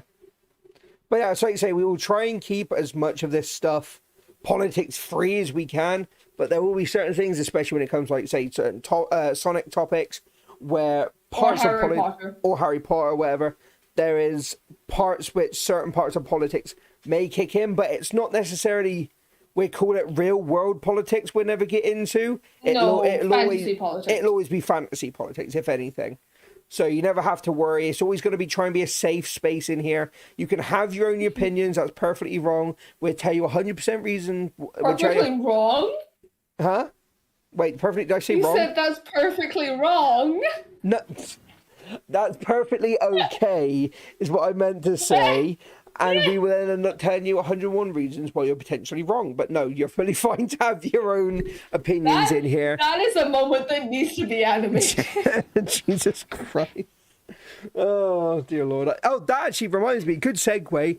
The way I plan to do a lot of these podcast videos is I plan to obviously cut up the actual streams themselves and turn them into videos. But there is going to be times where I may take small, like 30-second to a minute sections and turn them into small animated shorts, which will then go up on my main YouTube channel, which is one thing I want to do. So I can essentially get content for almost 3 channels here now, which is great. It's going to be great. I have a lot of work to do, but it'll keep me busy, and that's perfectly fine by me.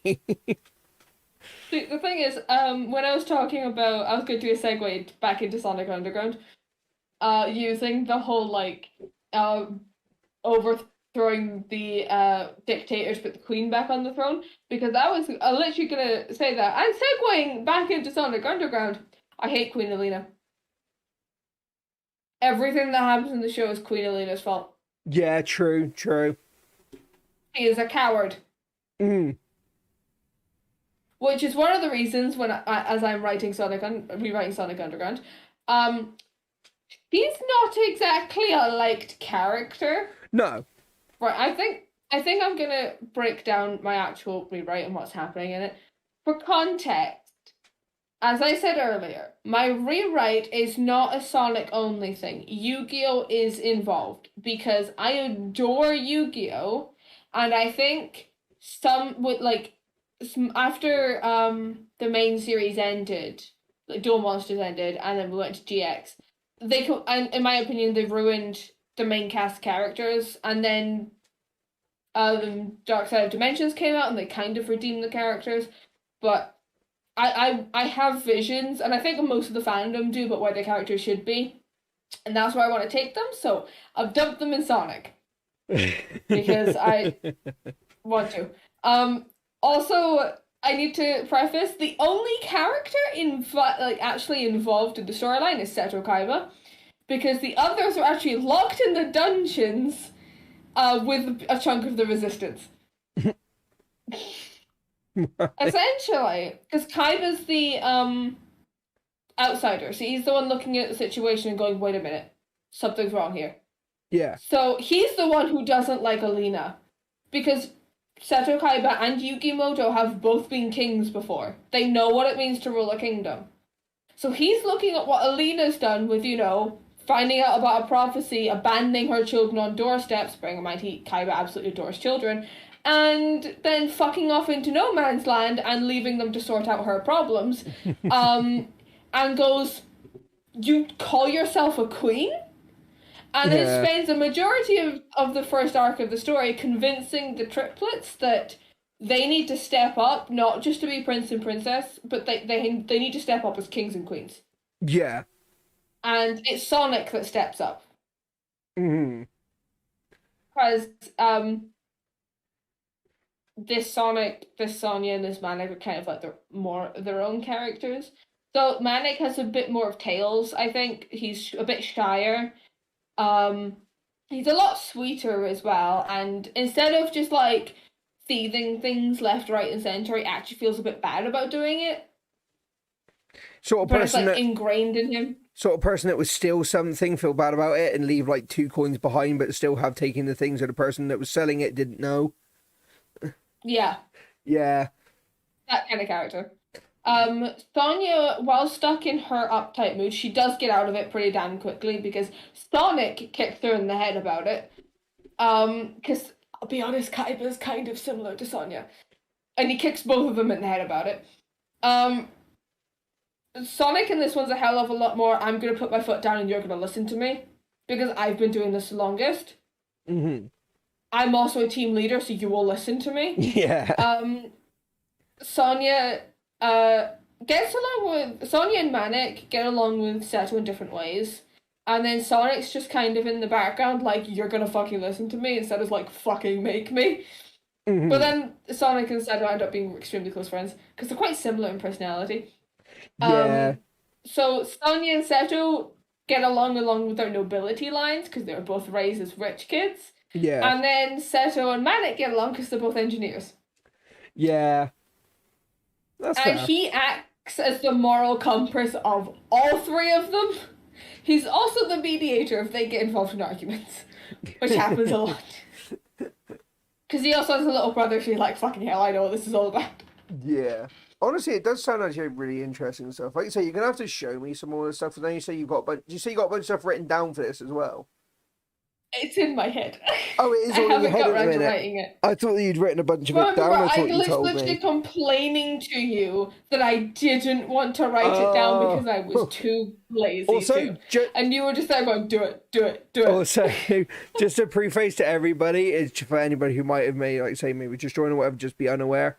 That entire part there, this is all fan fiction. None of this stuff is obviously canon. Like you say, Yu-Gi-Oh is not in Sonic. It's just it's a story, but it's a damn good one. References, no, it's not. I say it's a story, but it's a damn good one. Two references in Yu-Gi-Oh about Sonic, and that's it. Yeah. And they're very obscure and only found in the manga. Yeah. That's fair. Right. Do you? So go on. Uh, yeah. So essentially, what I didn't mean for this to happen, and I swear I didn't. I was planning it all out in like on paper and in my head, and just drawing out the way that the timeline was going to go. So essentially what happens is that the noble people who are not on Eggman's side, because I've revamped the literal entirety of the world of Sonic Underground. So the Resistance acts a bit more like a Resistance, and Robotnik doesn't just have an army of robots, he does actually have a portion of the civilians behind him. Mm-hmm. So there's a full-on like French Revolution war going on with like actual people getting killed. Yeah. And what happens is that Sonic steps up to the nobles and becomes king. Or King Regent is the actual title. And Seto kind of like gets dragged along as an advisor, and then after the story's end actually becomes the new queen. Because I accidentally wrote it in such a way that Seto and Sonic get on extremely well, and it's kind of scary. And then Jazzy won't just fucking ship them, so ship them. Oh, I was going to say, hang on a minute. You just said he becomes queen. Hold up. He becomes queen. Fair enough. Essentially, he replaces Queen Alina as the because the point of the medallions in canon as well is that each of the siblings has a medallion, and Alina has the power source of the medallions because her staff is intrinsically connected to them. That's why they in the comic ending of Sonic Underground, that's why she can power the medallions with her microphone. Because there were the previous generation that held them, and B, because it's intrinsically connected. Sato's the one that takes up that space. Alright, okay. Because there has to be, because it's actually technically a matriarchy if you look. I actually did a whole fucking essay on it. I can imagine. Sonic Underground's actually a matriarchy and not a patriarchy. So someone has to step in as queen, and Sonya doesn't want to. That's fair enough. So I was like, fuck it. I have experience and I can wield power, so fucking give me the staff. Yeah. And they just get on really well. It's not like stereotypical, oh, we're in love. It's, this is my best friend. Yes, I married him. No, I will not take questions. Okay. Fair enough. And they're like sniping each other all the time. So it's actually quite healthy, but it's also like... Yeah. It kind of looks like they hate each other on the outside, but they don't. Yeah. And it's just having a bunch of fun. But like, I tried to make the series hella dark, and it's also very, very heavy in politics, and I'm kind of glossing over most of it. But for the chunk of time that Seto does not spend with the triplets, because there is a time where they go looking for their mother without him, he goes back to designing weapons. Because that's what he used to do for Kyber Corporation. Yeah. Canonically, is he designed weapons. He designs weapons and builds weapons for the Resistance, so that they can push back Eggman's forces. Because they're losing. So it's the whole fact of, okay, we need to go find Mum, you take over, you keep the good fight going. Yeah. And it's just he can manage. He becomes the pseudo leader of the Resistance on accident. I mean, considering the fact that his ancient self used to run the entire army of Egypt, it's not a stretch to say he knows what he's doing. Doesn't mean he has to like it, though. No. Yeah, but that's what I'm rewriting it as, which is why Alina annoys me so much. Yeah. Is because she was queen, and she heard the prophecy of this oracle, and then abandons everything and hides. What kind of queen are you? Yeah. And the Oracle... Who are we not to say that the Oracle planned the whole thing? Yeah, true. What do we know about it?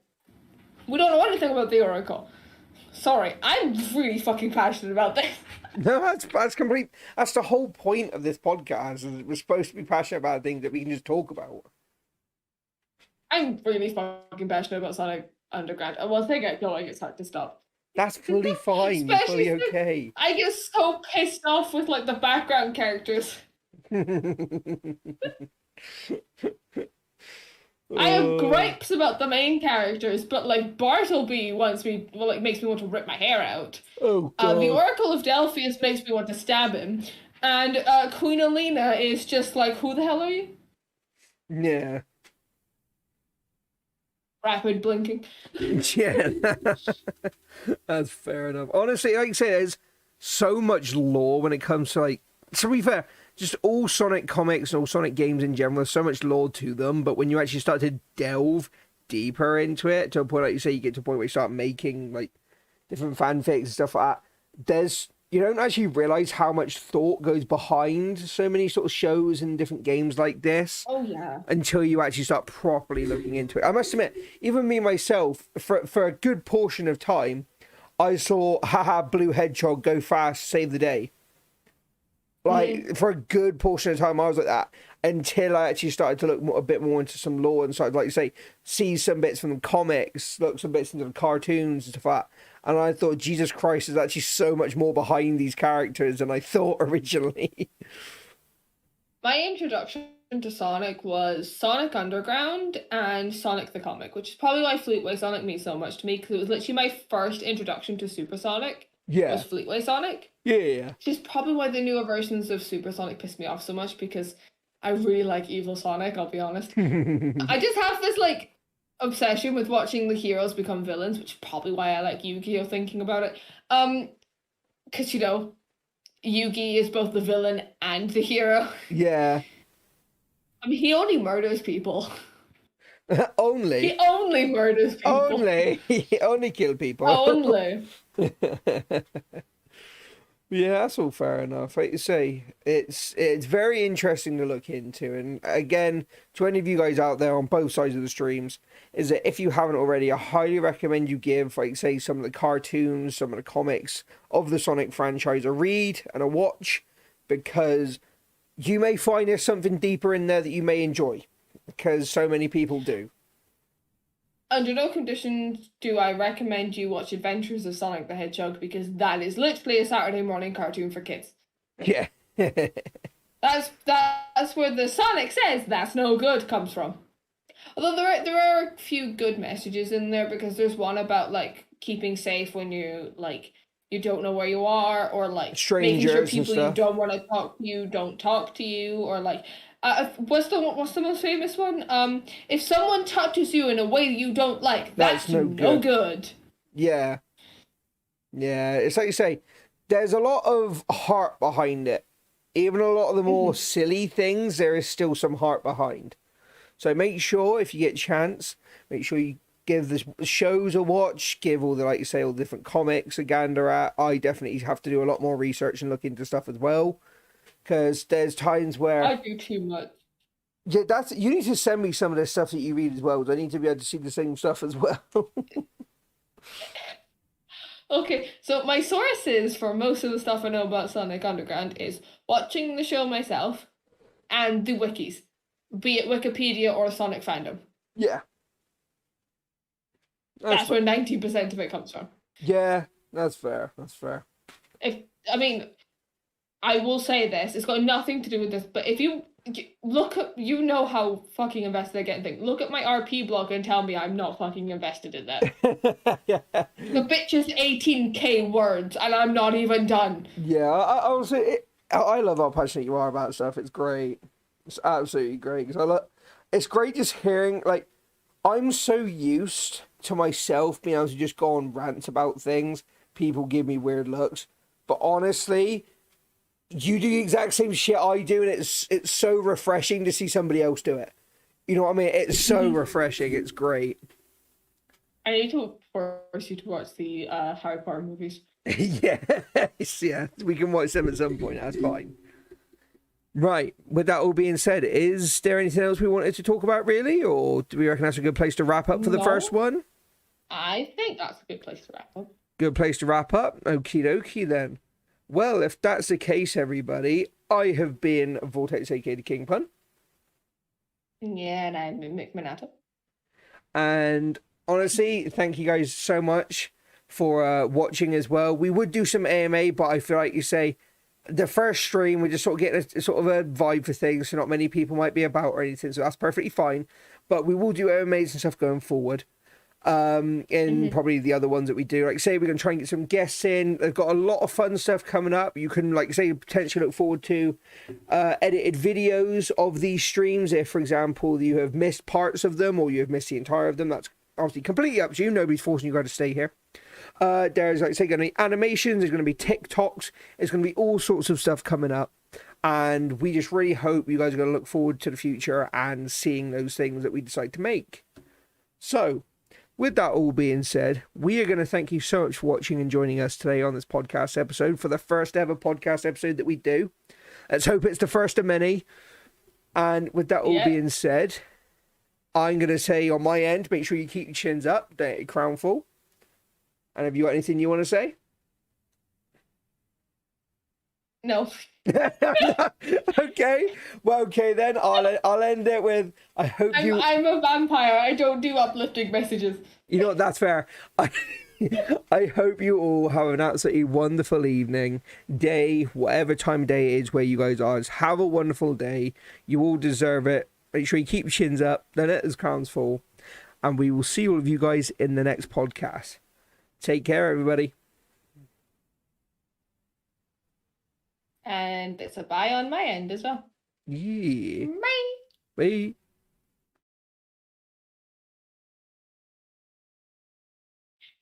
Wait,